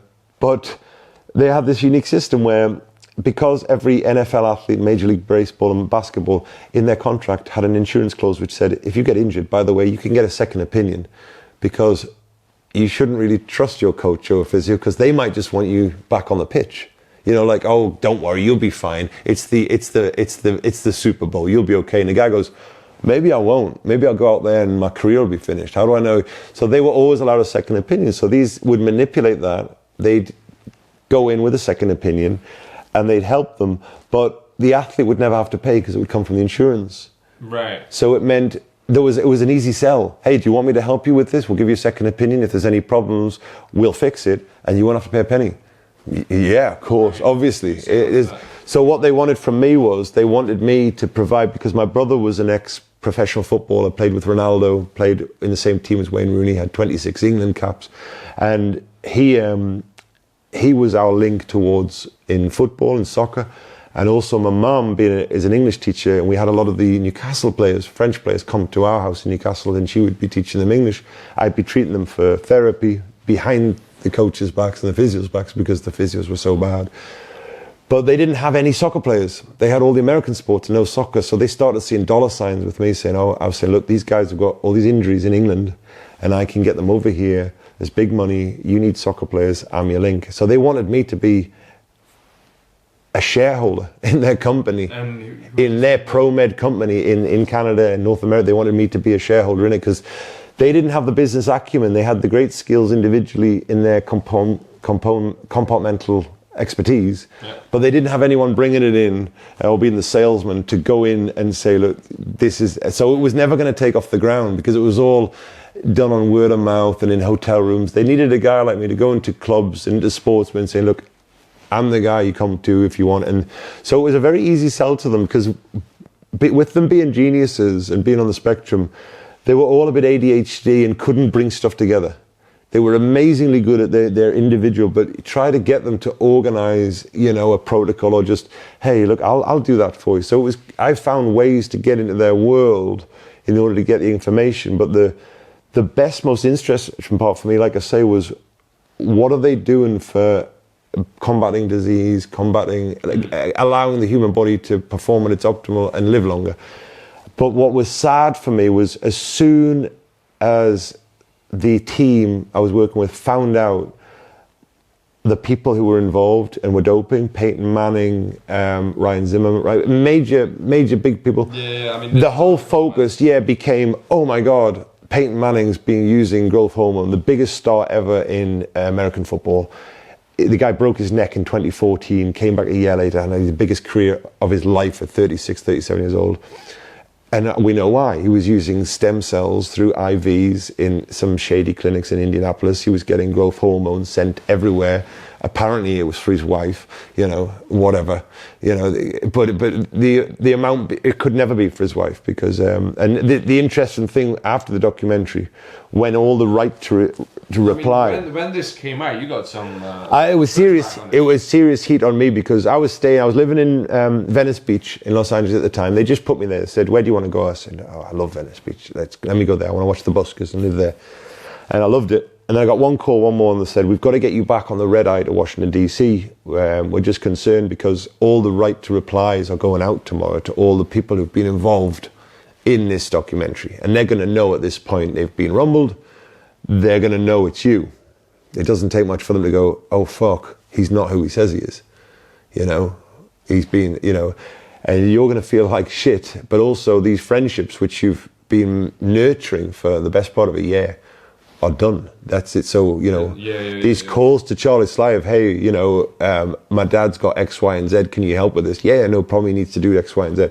Okay, my friend's got this. Can you help? Yeah, you they're all done. This is the classic undercover life of being in the mob and you became part of it. So I'm part of it. I'm living with it. And then I've got to right now they're going to know. So they're going to be pissed. And we don't know what replies we're going to get. These people will all have the right to reply legally.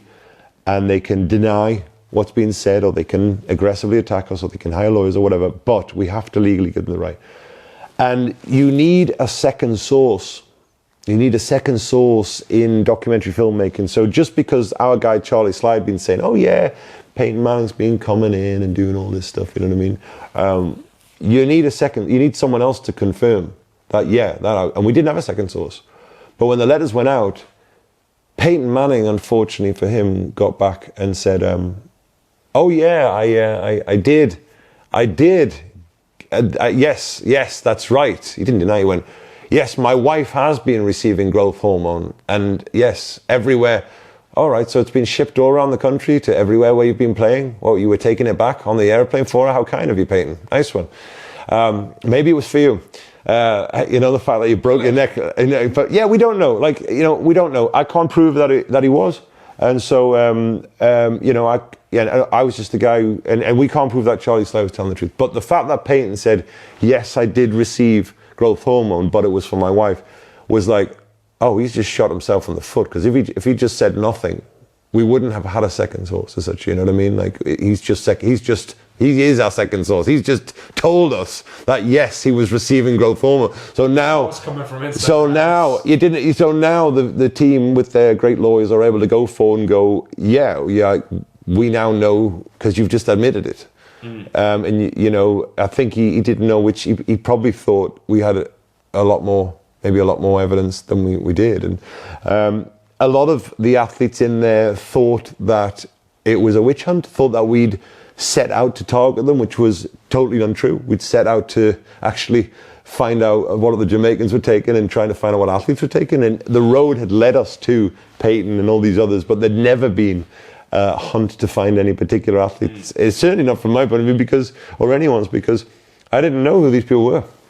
And I certainly had no interest, and quite frankly, not many of the American public had an interest as to whether any American footballers were taking steroids, because I think they just want to see the gladiators in the arena. It's like, at some point, like there's a feeling now, like this talks about the UFC, because there's like, idea that everyone's on it, and no one cares. At some level, people are like, if they're all fucking dudes. No one cares. It's 11 when everyone's on it anyway. It's a level playing field.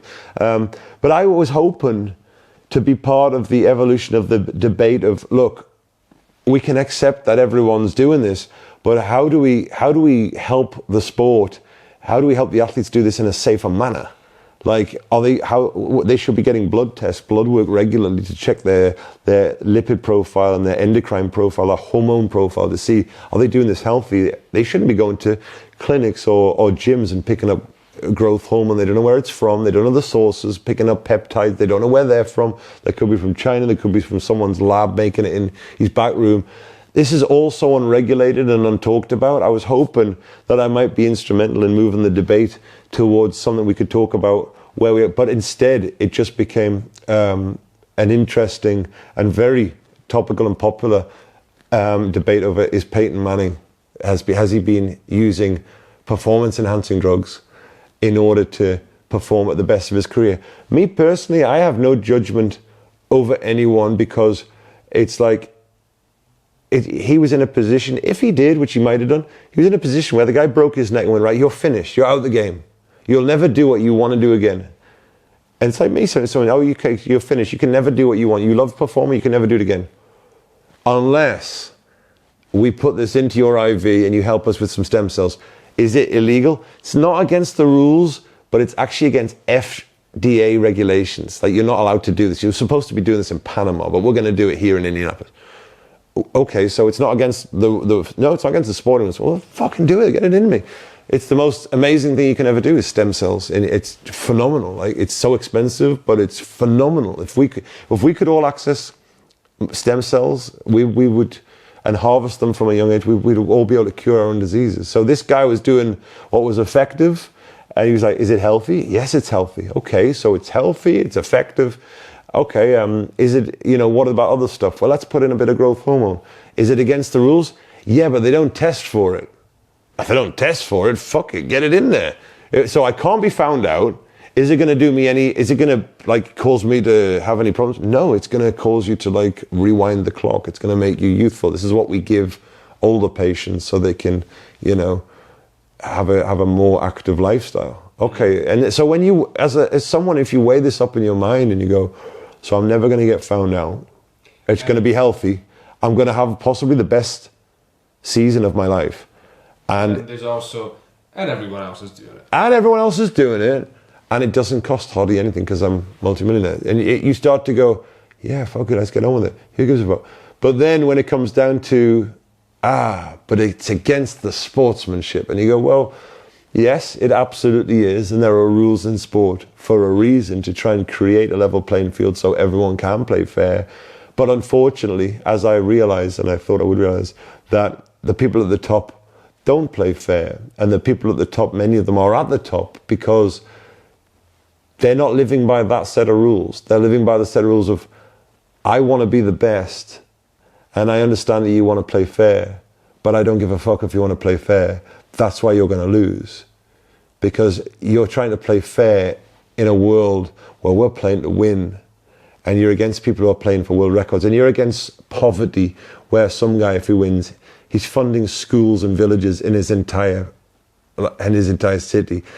His agenda is slightly different to your middle class, well-structured moral compass. I mean, well done on you for having a moral compass, but fuck off. Like, we're here to win.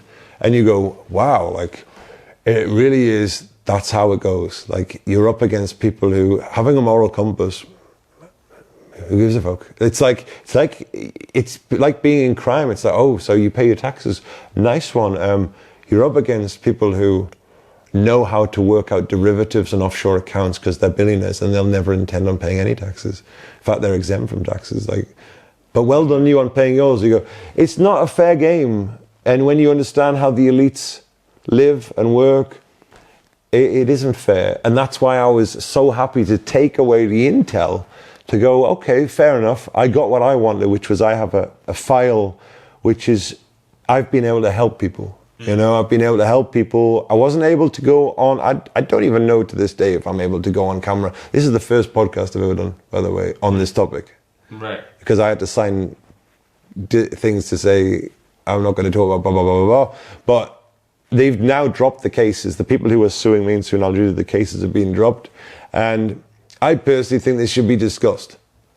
You know? So I think they should be talked about. And I think the documentary is out. The documentary's out, but the stuff I learned isn't out. It's never been out. I've never been able to, there was plans to do many things, but I've never been able to talk about what I actually learned because, like I said, I had to sign stuff. But the stuff that I learned was phenomenal. I mean, it's life-changing, you know? I think sports people are normally at like sort of the cutting edge of what you can do to sort of maintain performance or heightened performance or whatever, but like there's always like for resting, all the like some of the UFC guys, I follow some of it, not closely, but like for recovery, what you can do for resting, for all that kind of stuff. Yeah, it's now becoming, when I was even just like everyone's doing cold baths and fucking hyperbaric chambers and exactly. This was the thing. It was all the stuff that was very, very cutting edge when I was involved in it. A lot of it's more mainstream now, and which is great to see. It's kind of it's great to see that the level of knowledge of elite level sports is becoming more. And not just elite level sports, but the layperson is far more aware of how you go in JD Gym now, and if you have a look at the way people are training themselves, it looks like the Olympic Center I was in when I was training. I mean, you still get the occasional bro science, you know. Bro, listen, what you have to do is this. But that's more. A lot of that it's just salesmanship. You know, people are always trying to sell something.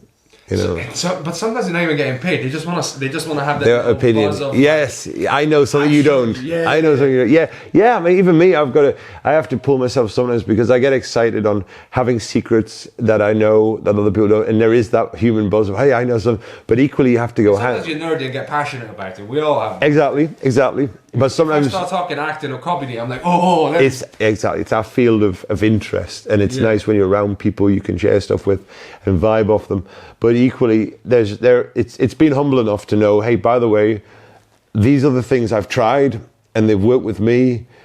These are the things I believe in, but I can't prove it. Do you know what I mean? And it's knowing that I'm not an expert and I'm not a specialist, but I've used a lot of these things for my benefit. And it's why at 45, approaching my 50s, I'm still going to be doing the things. I'm absolutely convinced I'll still be doing the things in my 50s, even 60s, that I was doing in my 20s, because I know how to keep the human body balanced on many different levels from a biomechanical, which is the skeletal system, muscular, the 6 layers of fascia on a mitochondrial level, as I was saying, on an immune system level, microbiome, through the gut level, the link between the gut and the brain, and on so many levels that the next chapter for me which is starting. Actually, I'm going to Thailand in January for 8 weeks of intense training, 3 times a day with my brother, who goes each year to train. But training just purely just fitness, health, fitness. Nothing too specific. It's just going to be hard work, because at the other side of, I'm not training for anything in particular other than I want to be in the best shape of my life, certainly for a long time, because I've never trained hard in the gym since when I was a professional athlete. It's all been just doing my stunts.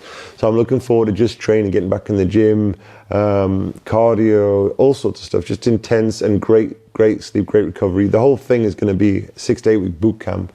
But then when I come back, I'm getting into some online coaching, because I've got that much knowledge from lived experience and from the research of infiltrating and grabbing as much as I could grab of their knowledge. You know, I wasn't in long enough to grab everything, and God knows where they're at now. They're probably 20 years ahead of you. Now we are gone, you know, but the knowledge I grabbed was enough to figure out how the human body, to a degree, you know, without sounding too arrogant here, to figure it out to a degree where you go, look, we can fix a lot of diseases. You know, there are many things which people have said you can't fix that, and you can. There are many things which people say you can't heal that, and you can. You know, no one can heal the human body. The human body heals the human body, but you can get the human body to a balance where it can heal itself. You know what I mean? It's not like there's definitely, like, again, I don't want to run the risk of, like, saying, like, magical stuff either. But there's definitely, like, let's not pretend that we fully understand everything about it. But no, we don't. That's for sure. And we're far off it. Yeah, and, like, let's keep, you know, reasonable but open mind to the idea that there are things that we can still learn about our body, and there's still things that we can do to sort of maintain or help the body maintain itself, as you said. Yeah, and it's taken this long for now. I guess I was still waiting, because I was excited that I had knowledge, and I've always been excited that it was real knowledge, and I've ran with it anyway, because I believe these guys. But I guess I've been waiting long enough to go, look, the studies are out now, like the other people in the industry who have great respect and peer-reviewed science in journals to back up this stuff. It's now a good time to go, look, you can help people. There are people out there who could benefit from this knowledge. And it's been long enough since the documentary where you're not going to ruffle any feathers politically. You're not causing any problem to any specific, because I'm not going to go on record and say he did this, because again, I'm just going off what this guy said. Maybe they didn't. Maybe this guy was bullshitting because he wanted me as an investor. Maybe he was braggadocious. You know what I mean? So I'm you know, I have my own opinions, but who cares? Who cares about? Was there any repercussions because of this documentary? There was no. After yourself, then the people involved in the documentary. Yeah, there was absolutely. There was lawsuits that went on. They tried to sue Al Jazeera. They tried to sue me personally. I had to go down and defend my position in the documentary down in London. This was a few years ago, and they just seemed to be flexing their muscles in a way where they were defending themselves because they thought, well, this is the best thing to do for my public image. If I don't defend myself, it's almost an acknowledgement of it. But many of them just got on with their lives, and not many people. I don't think there was many bans or any. There was certainly no criminal charges because it wasn't a criminal investigation. It was just a documentary at the end of the day. And but sometimes it can lead to sometimes it can lead to it. And it was a wonderful experience. It was a wonderful opportunity. Luckily, touch wood, I came out of it without any problems. Yes, I ruffled some feathers and pissed some people off. I'm not bothered. I got what I wanted, which was the information to help myself and to help others. That's what I wanted. I also got some information about some athletes which I'd respected for years, which I know now were cheating. I'm not going to mention any names, but I know some athletes at world-class level who were cheating, and I know the people who were going over and providing the anabolic steroids, and I was working closely with them, and they were outrightly saying, I'm the guy who was going over and doing this. And so Yeah, it was. Has it changed? Again, not naming names. Has it changed your perspective on some of the British sport scene, or? No, it hasn't changed, and I still think Usain Bolt could be clean. There's still a chance he could. Just to put the record straight, I'm a big fan of his, and I think because he was such a wonderful athlete as a young guy, his natural progression was he looked at him at age 17 and thought, this guy's going to run crazy times anyway. You know, he just needed to align his posture because he had scoliosis of the spine, so they just needed to get him strong in the core, and he has a great training, and Jamaica has a great pedigree. I mean, their genes are off the scale good. You know, every sprinter, whether they're Canadian, British, American, can all trace their lineage a couple of generations back to Jamaica. For some reason, this tiny island produces all the best sprinters ever in history, ever present, and it's quite bizarre, but it's just genetic. Maybe, I don't know why, quite frankly, but the genes are superior in Jamaica to other places. So I still think that it's down to that and not doping as to why they're doing it. But it didn't really open my eyes to anything specific with the British team or anyone. I already knew, you know, that what was going on. I just didn't know the level of detail of how they were doing. I knew a lot already because working with Tim Montgomery, who'd become the world's fastest man, working in an undercover, clandestine, almost Frankenstein experiment to become the world's fastest man, had used many different things, and some to success, some actually caused him worse. Some of them actually made him muscle bound and made him run slower. But I had a good knowledge already.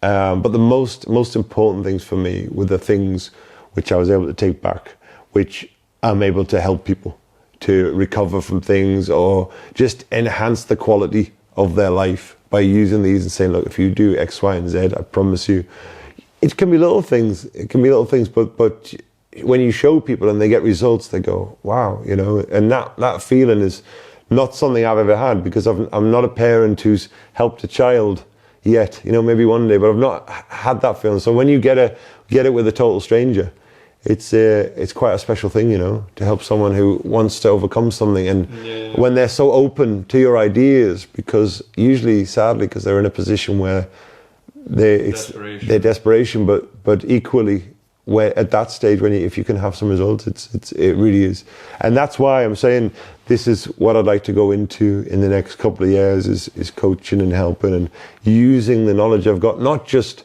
to perform some stunts in Glasgow or elsewhere, not just to entertain some crowds and be able to do something I love, but to be able to have maybe a bigger, wider audience and to have maybe a little bit more of a contribution, which for me is important, you know. I mean, whatever your next chapter is going to be definitely interesting. It's always interesting. You never know what the future holds. We never do. The pattern for me is I'm all in. When I do something, I'm all in. I give it my heart and soul. And when I'm all in with it, I try my best to figure out who's the best at it. Why are they the best? What is it they're doing that makes them the best? Can I do it? Is there a blueprint that can be replicable? And if there is a blueprint, using mentorship, using coaches, you can't do it alone. You have to have a team, you know, and that team you can create. How quickly you can create is how quickly you can get from where you want to be to, you know, where you are. And that, to bridge that gap, you need the help of great people around. You can try and do, but people can really increase your curve if you're working with a world-class coach or a world-class mentor. They can help you, you know. The learning curve is much steeper.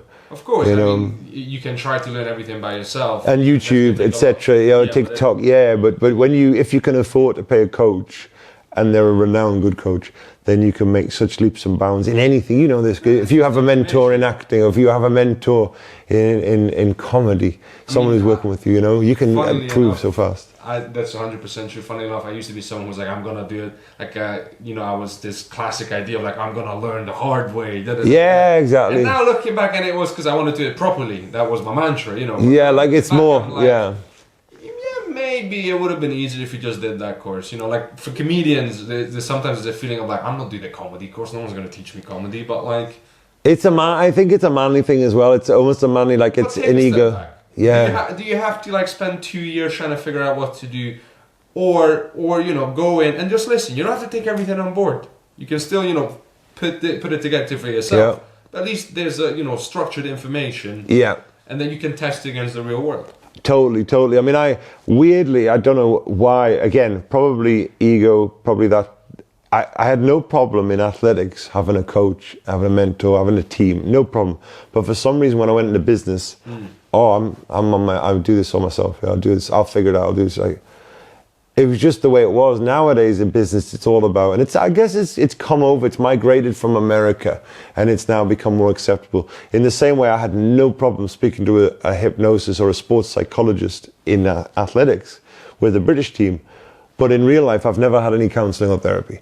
And I could definitely do with some. We all could, you know what I mean? Yeah. And it's something I want to get and want to do. But it's weird, the stigma in sport. It's all right. It's just because it's to help me get the Olympics. But in real life, you need therapy, so you're not doing too well, eh? And it's a stigma, right? 100%. Like I've done therapy myself. I've talked about this in previous interviews and stuff. But yeah, it's almost like there's a pride in it's a pride. But you get into the top level in sports, and that's just perfectly normal. Yeah, it's fine. What you need to do, whatever. Yeah. But the moment it's like, but let's talk about your emotional world and things like that. Yeah, let's talk about why you're doing what you're doing, and is this the best use of your time? What's the reasons behind it? What's the narratives? And how about you dig deep and figure out? How about you dig deep? What activities would give you the highest reward? Exactly. What's the most authentic version of you? Are you around the best people you should be around? Are you being your true self? Are you connecting with your higher self? And I'm still on that path. I'm actually just starting on that path because of being single again for the first time in many years. I've always been in a relationship. I've always loved the companionship. I think that's my drug. My drug of choice is the oxytocin in the brain that is released when I'm with a girl, when I'm with a companion. Me and her, we're in our bubble. It's us against the world. But then you become single, and all of a sudden it's, hey, I don't have that many friends at uni basis. Maybe I should have made a few more bonds. You know what I mean? That's fair. I'm on my own here. But equally, because I'm someone who embraces pain, and I understand that pain is growth, as long as it's the right kind of pain. The stuff I'm going through at the moment, it's like, just be in it. Just be in it. Just accept it. Pain is healing. It's like don't look to mask it. Pain's the best mentor you can have, just like the discomfort, sometimes just that silence on stage, and just owning it and being in it. Sometimes more powerful than speaking. Yeah, no, 100%. It's all feedback, and the previous guest was an ultramarathon runner. Oh wow! And he talked about full respect. Yeah, he's talked about some wild stuff as well. But there was this element of, like he said, the least you learn is from a race that goes well. Where everything goes well, you don't learn a lot. Right. The only thing, and I said that the only thing you learn is that every lesson you learn so far is working. That I was going to say, and it gives you a reminder of the working in symphony in the human body. That feeling of that's why you do it. That's why you do it for that reason. The races where you don't learn much. South, yeah, that's when you're like, okay, noted, thank you. Yeah. I mean, let's not pretend. It's not like, it's fun. I'm not going to put all optimism on it, like positivity, because it sucks. Yeah, totally. It sucks to mess up, and you're right. Like I try very much to immediately take the positives out of all fuck ups, basically. And the only thing like sometimes gets me down is, really, did you really have to do that to learn that simple lesson? But clearly I did. You know what I mean? It's sometimes like clearly you did. You know what I mean? You don't know what you don't know, and you don't know why you're doing it. But sometimes you've just got to go, well, you know what? I'm sure that isn't why this happened, but take something positive. Take something positive from everything. What can you learn? There's always things, even when I have a day where things suck, and when I think it sucks, I can come through a day with no injuries, no burns, no nothing. But like I say, I look at the money and go, you know what? I just didn't have them today. I didn't have them. I should have. I deserve more than that. You look where most people walked off. I deserved a better reaction than that. And you go, yeah, but what did you learn? Like, what did you learn? And it doesn't take long with a little bit of internal dialogue to be able to figure out, if you're honest and open, and just go, yeah, that could have been better. That could have been better. Asking yourself, is there anything I can try? Like, it's all an experiment. Okay, exactly. What can we try? What are you willing to try? Yeah, like I think about taking responsibility, and I'm on board with it. But because of my own history of like I took responsibility for things that was outside of my control, and I fucking felt guilty for years about it. Yeah. Because my mum passed, my grandma passed. Yeah. We do that. We do that. So I had to learn of like you can't take responsibility for everything. No. However, you should be like, even though it's uncomfortable and sometimes it will be. Yeah. You have to go into it and figure out, okay, is there something I can change here that I can do potentially get a better result? That's right, absolutely. That, you know, is there something I can manipulate, which is in my field of control, and am I willing to try it? Is it worth the experiment on this particular audience? You know, is it a small low-key thing where I can try it, worth pushing the envelope a little bit, taking some risks? And that's the unique thing in public performance, is that you're experimenting in front of and with other people. That's it. Am I comfortable to bomb if it goes wrong? Well, that's the thing in stand-up, in performance, you have to, and it's not going to be comfortable. And it's a beautiful, and it's a beautiful metaphor for life, because if more people realize that that failure is something that it's something to be proud of, because it means you've had a go. To never have a go at anything is so much worse than being a failure, because to be a failure is, hey, listen, you failed, but you tried. Hey, maybe you sucked, but you learned your lessons. You realized that wasn't your field. You tried you tried with those people. You figured out, hey, that's not your tribe. That's not your tribe. They're not your people. And you figured that out. You think you sucked because that failed. I've failed at so many things, but each one of them has, the only failures I regret are the ones which hurt other people. You know what I mean? Because they're all fine now, but they're the only ones. I don't mind if I fail and it affects me, because they're all just my own little journey, and it's interesting. And some of the best stories and the best comedy exists within those failures, you know, some of the best exist. Especially like years down the line, you're like, how the fuck was I thinking? Yeah, like honestly, I look back now, and the older I get, the more I look back and go, wow, man, like I'm so pleased and grateful for the things that version of me did, because it gives me so much rich entertainment, memories and chat. But I'd never do any of them now. Do you know what I mean? Well, if you did again, then it would be. Yeah, totally. I'd like, and it also it's living proof that you do change. Like I look back and I go, even a year ago, 2 years ago, 3 years, certainly beyond 4 years ago, I'm not that guy. Like the perspective I had, you know, I'm not him, and I'm not him, and I'm not him. There's common threads, and I still feel like me, but. It's still you, but you learned how to navigate your own. Right. Yes. Yes. Right. You realize you're an algorithm of years of generations of DNA. Yeah. And you can stand back and be a bit more compassionate to yourself and within your own failures when you realize, look, hey, you know, sometimes you just got to cheer yourself on a bit, you know. And I do sometimes. I even that sounds really sad, and I've not done this more than twice. But at least on 2 occasions, I didn't realize you could do this, but when you can send yourself a text on WhatsApp, right? So you can WhatsApp yourself and it pops up like you've got a message. Yeah. But I WhatsApp myself just to send my future self a message that I gave. I was like, hey, listen, I know where you're at. I know what you're doing. I know how you feel.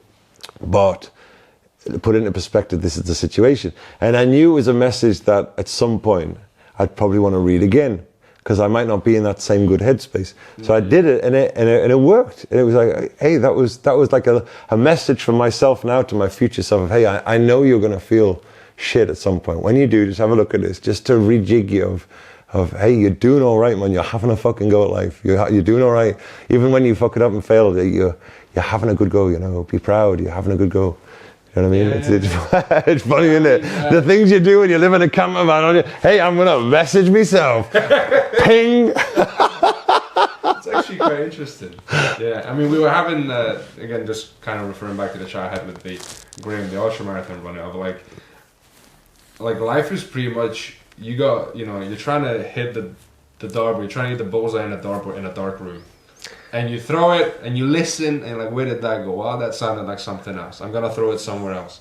And then you slowly in the dark, you're trying to like find where the fucking board is. Yeah. And then slowly you start trying to get closer to the middle. And it's that, and it's even worse than that, because it's then even trying. Sometimes the board changes. It's then even trying to explain to someone what the fuck darts is and why you're even doing it, because the thing which I've been looking is that none of us understand is, and this is what keeps you humble, is none of us understand the human experience. We don't know. I mean, we can invent it. And there are narratives we can invent philosophically, religiously. There are things we can stick to, and they may or may not be true, and we can stick to them, and they can be great guides. But when it comes down to it, until we do know, we just don't understand what the human experience is. I mean, every animal, an insect, and living amoeba, an organism, and parasite, for fuck's sake, they all know what their fucking purpose is. They know precisely. They don't have to think, they just know. At a certain point, billions of jellyfish just go, right, we need to go there now, across the whole ocean to there. Now, I mean, there's the 100 monkey syndrome. You know, of a certain amount of monkeys learn to peel a fruit and do it. Once you reach a critical threshold, monkeys on the other side of the island know how to do it, and monkeys on other continents also. And you go, it's unexplainable through behavioral patterns. It's a connection to something which we're not connected to. Like, we have to wear shoes and clothes, and we're the only mammals who do. It's like, I mean, that's it's like, where are we from? Who are we? Why are we here? The biggest questions are the ones which no one talks about. I mean, now because it's almost, unless you're having a spliff, unless you're, you know, on psychedelics or something, it's a rabbit hole to nowhere. Without an insight to another realm through the use of psychedelics, it's a rabbit hole to a realm where you go, this is almost an interest. This is very interesting because philosophy is fascinating, as is religion, but unless we actually acknowledge that we don't understand the human experience, we can never caveat that we don't understand why anyone does anything. It's like the dart thing. We can invent, like all my narratives at one point in my life, you know, who are you? I'm Liam, I'm the athlete. No, you're not. You're just someone doing athletics. Hi, who are you? I'm Liam, I'm an undercover investigator. No, you're not. You're just someone doing one project. You'll never do another. You're not an undercover investigator. You're just doing this project. Okay, what are you now? Hi, I'm Liam, I'm a writer. No, you're not. You're just writing one book, which, by the way, hasn't even been published. So technically not even an author.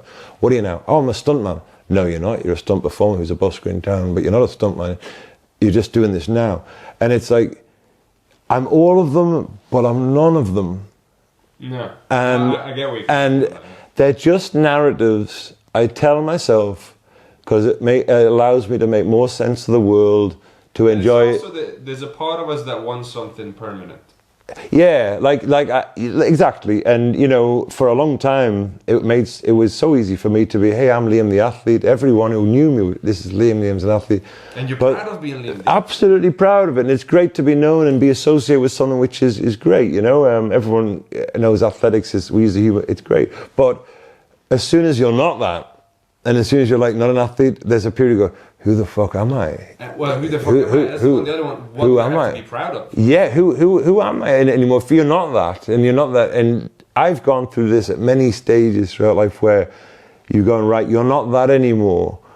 But the nice thing and the thing that gives me pleasure is finally, as you get older, being able to realize when you take all of the materialistic achievements away, or when you take all of the things you think you know away, and you rip away all the layers, and you try to rip away as many as you can bravely rip away from yourself, you're left with a sense of something which is the authentic you.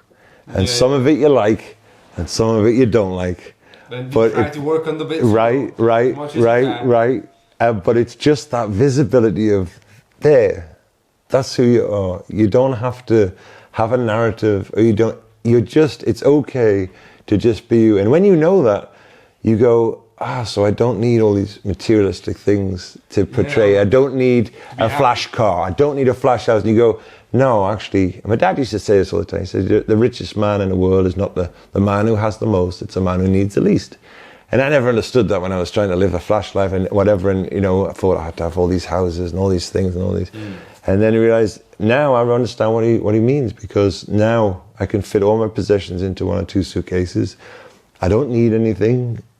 I live very much in my own mind, not out there. You know, I don't take any notice of the news or the media, what goes on. And I'm a lot happier because I don't have to keep up with the Joneses or impress anyone, and I understand. I see through. Like at the end of the day, it's not that hard. Do engage in the activities that bring you joy, that hopefully long term also bring you like positive. But that takes bravery. That takes bravery. Look at you, for example, right? Like me, you're in the arts, okay? Yeah. And if someone had said to me, you know, hey, Liam, when you're older, by the way, the two worst areas you could be in financially would be athletics. There's no money in it. Street performing, there's not really any money in it. And the arts. Don't be in, dancing, entertainment. Stay away from them because there's not a lot of, you might be. But I didn't. I went in them anyway, knowing there's much better things I could do financially. But I went in them anyway because, and I'm proud of the fact, as you should be, of the risks you take of going, hey, I'm going to have to live a humble life for a while and maybe for a long time to pursue a craft at the cost of many other things I could have, materialistically, etc. And even if this craft means fucking nothing to anyone else, I've decided that this is something I want to potentially be brilliant at. And I believe I can be brilliant at it, otherwise I wouldn't pursue it. And if you are brilliant at it, the money will come and the audience will come anyway. Because I'd rather be happy than, Yeah, but being happy is... It's something for something. We talked about it. It's it's an exchange. I think though genuinely, I do think genuinely, in terms of what humans want, we want to be...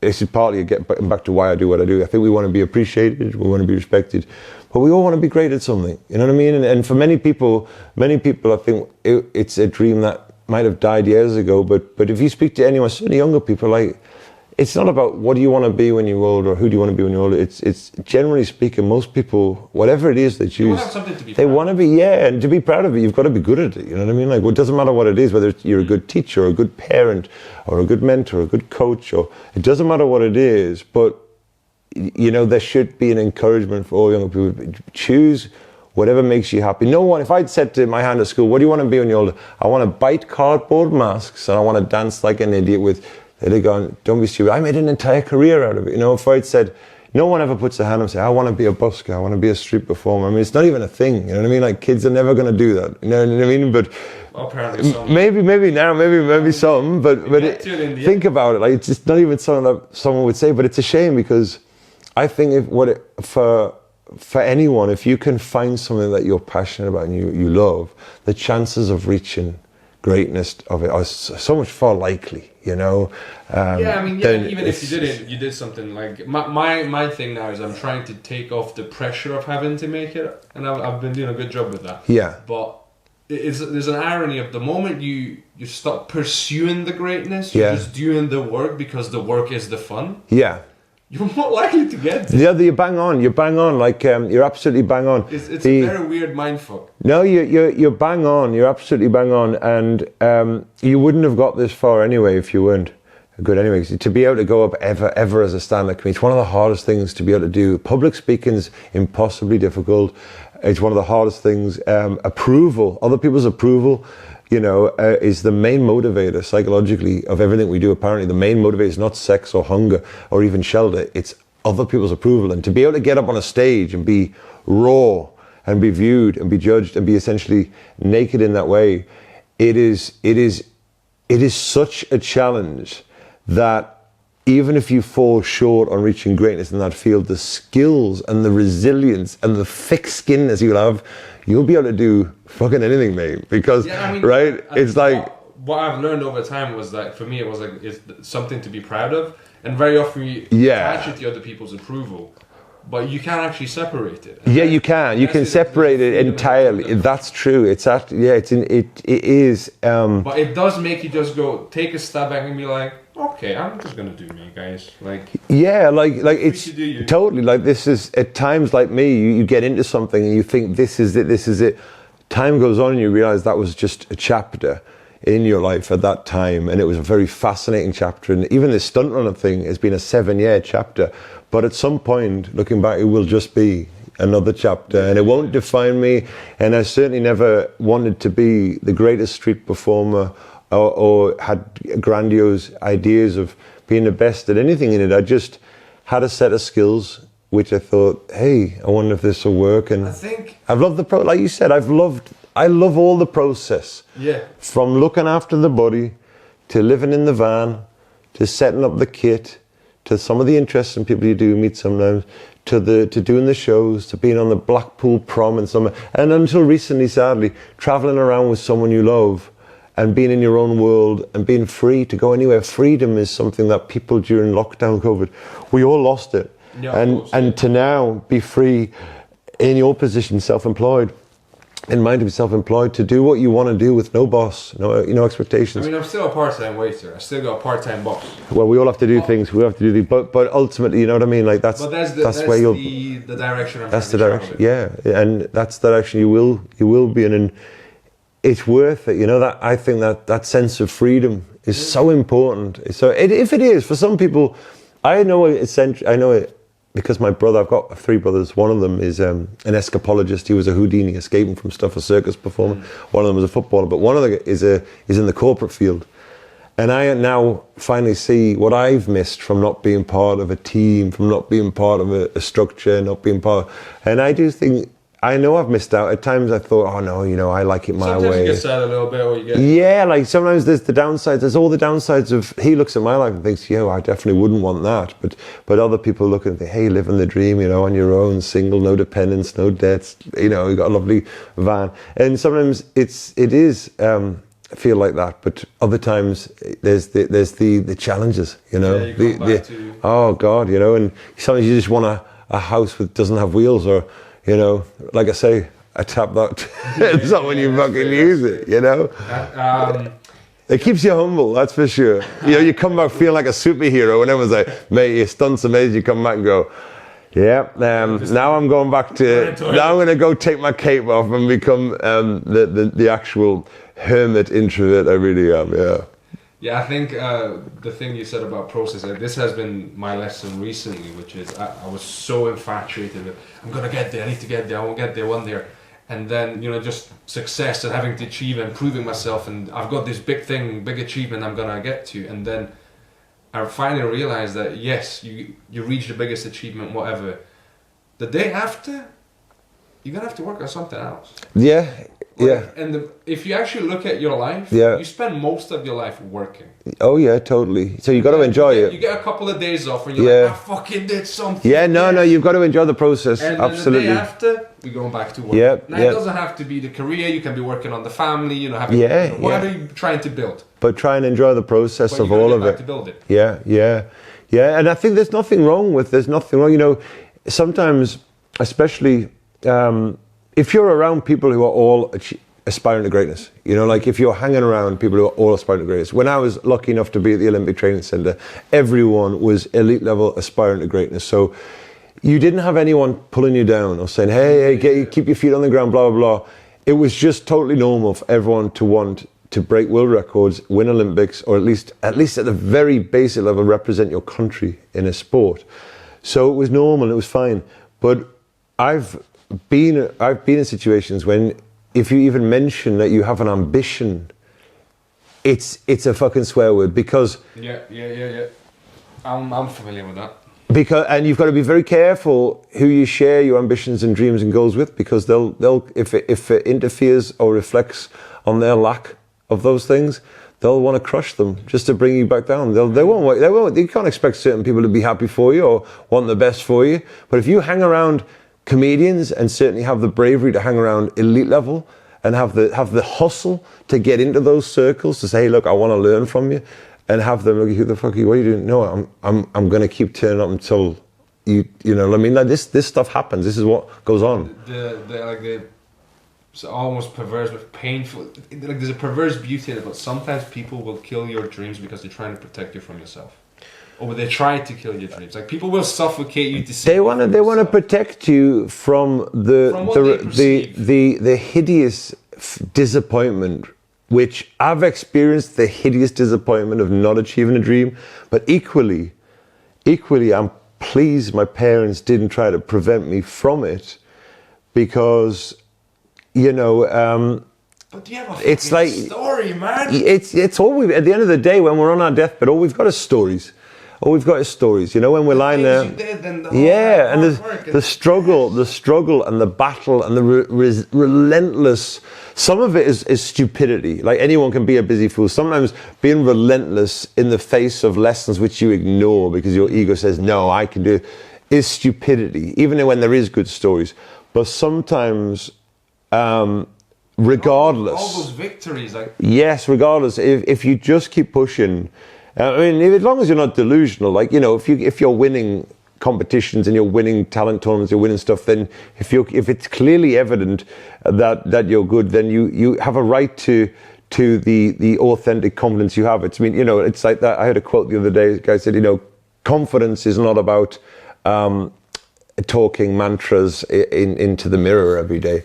It's about being able to stack up enough personal achievements to much evidence to back up. Was this the Modern Wisdom pod? I've seen something along these lines. Yes, Modern Wisdom guy. Yeah, Modern Wisdom guy. I love some of his stuff. Yes, that's him. I love some of his stuff. And he said it's about being able to stack up enough evidence to back up who you think you are, you know, who you actually think or who you're portraying to the world. It's all very well if I go out and portray to the world, hey, listen, this is who I am. But it's like, yeah, okay, back it up. Back it up. Can you back it up? It's like, yeah, I was the guy who went undercover. This stuff's real. I back it up. Yo, you want to teach me how to... I back it up. All right, I won the World Championships. I got 2 world records, 6 European titles. I can back it up. But there's other fields where I couldn't back it up. And I'd either have to have the humility to say, listen, I can't back that up, or just stay the fuck away. Like, don't claim to be an expert. Yeah, or don't try to be an expert or a specialist if you're not a specialist or an expert. When you've put in more than 10,000 hours and 15,000, 20,000, 25 years into something, it's like, look, I'm now a specialist, but the irony is I don't even have a qualification to coach you in athletics. I wouldn't even be allowed to coach you. But between 2 grown men, I said, look, I can teach you because I've won my stripes. You know, I've earned my stripes in this field of interest of mine. But yeah, it's very important that in life, I always see it like mountain climbing. In mountain climbing, if you fall off, you only fall back to the last pin you put in the rock. Yeah. You don't fall to the ground. You fall back to the last pin, and then you climb to another piece of rock, and you put in another pin, and you keep climbing, and then you might fall, but you only fall back to your last pin. In life, it's the same thing. You fall back to your last achievement. You fall back to, hey, by the way, you're still that guy who did that. You're still the guy who did that. You're still the guy who did this. You're still that. Or whatever it is, you have to. Achievements are so important for not just personal growth, but they are your pins in the wall of life where you don't fall ever back to the ground. No. If I lose everything tomorrow, as long as I've still got my mind, as long as I can still talk, then I have all of what I'm never going to unknow. I mean, that's like a dementia Alzheimer's, you know, I'm never going to unknow. I was going to say, and once you don't have your mind, it's not your problem. It's not my problem. So as long as, that's the important thing, you got it. And I think, like I say, to stress it, these are conversations, sadly, you can only have when you're around your own tribe of people who have like-minded interests. And at the moment you know you've got to play dumb or play on a level or suffocate your ambition just to blend in, you already know, hey, you're in the wrong company if you still want to be great. Yeah. If you want to be normal and average, then that's okay.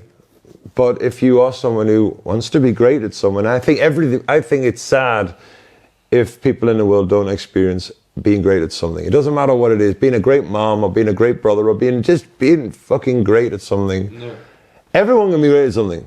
I agree. So I mean, you can spend enough time with it, like yeah. Good at it. And the way I look at it now is like, this has sort of been my big mindset shift of like, anything you ever do, the smallest thing is forever part of history. Yeah. So, yeah. It's up there. That one step you it's in the Akashic records. It's there. It's all there. The way I like to say it is, if you might have tried something and you failed, cool.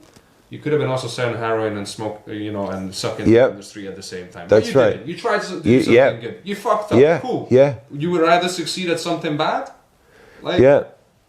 It's true. Like honestly, the more you try and the more you fail, the more you get to know yourself and the more you bob and weave.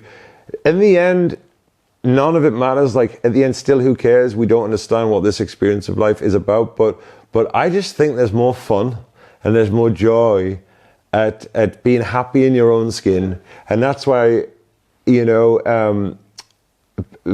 working the human body. The human body's supposed to be worked. You know, we're supposed to stress it. It's like you said, you touched on cold therapy. Yeah. I hate it, but I do it. Lifting weights, stressing the body. I don't like lifting weights, but I still do it because it's important. You have to stress the body and have the faith that there is a certain, and there's a huge, it's actually a huge, it's not just a little, there is a huge amount of stress, emotionally, physically, you can put on the human body, and it will rebound in a better way. Yeah. Right? There is a critical point, and everyone's threshold's different, but there is a critical point where it goes beyond hermetic stress and it goes into the point of you're now damaging yourself. Harming, yeah. You're now damaging. But people underestimate how high that bar is. Yeah. How much. Like people, if I go to the gym, I'll go 25 minutes, but because I get bored. But I'm fully aware that I could train for many hours and I could probably still get a lot of benefits as long as I don't go too hard. I'm not young anymore. But people do underestimate just how brilliant the human body and the human mind is, and how capable we all are. You know, I'm nothing special. I just understand that if I put my body in a situation where it has to do something, I have total faith that it will get really, really close to doing it. And no matter how much you stress it, no matter what the demand is, it's incredible what the human. But we're just losing it. You know what I mean? We're losing that touch with. I don't know if we've ever had it, but we need to stress. You know, we need to stress ourselves. You talked about community before and doing things together. That's something I'm not particularly good at, and I'd like to get in. I'm going to have to push myself. That is actually, for me, going to somewhere where I've never been. Like if I turn up to a five-a-side team of a group of guys I've never met and getting involved, that to me is harder than going and doing what I do in the streets tomorrow, because you know what I mean? Whenever you're back in Glasgow, you can always give me a shout. And you play five-a-side? I've played some. I was pretty rubbish at it, but I'll play it again. I'll play it 100%. Anything that gets me in a situation where I'm out my van, out my comfort zone, is something I need to do and work on. And I know I need to. And yeah, it's not my biggest strength. You know what I mean? But man, thank you so much for your time. I mean, we've talked so many cool. Oh, I could honestly. Yeah, it's been a pleasure. Again, I've not noticed we're even doing a podcast because we've enjoyed it and we've added joy and humour, and that's what it's all about, isn't it? Not noticing what the purpose is, but this is your journey, you know. This is your journey. Yeah, exactly. Yeah. Man, thank you. So Thanks for the opportunity, honestly, and I wish you all the best in what you do. I think you got all the right mindsets. I think you got a shitload of wisdom, considering how much younger you are than me. And I hope you don't have to learn too many traumatic lessons. Man, and if you do, may they be accompanied with some fantastic stories at the very least. Yeah, that's been and some good people that you collect. The fallback line of a lot of comedians, which is like something like relationship falls apart. It's like, I bet I can get 10 minutes set. I bet I can get some, yeah, definitely, 100%.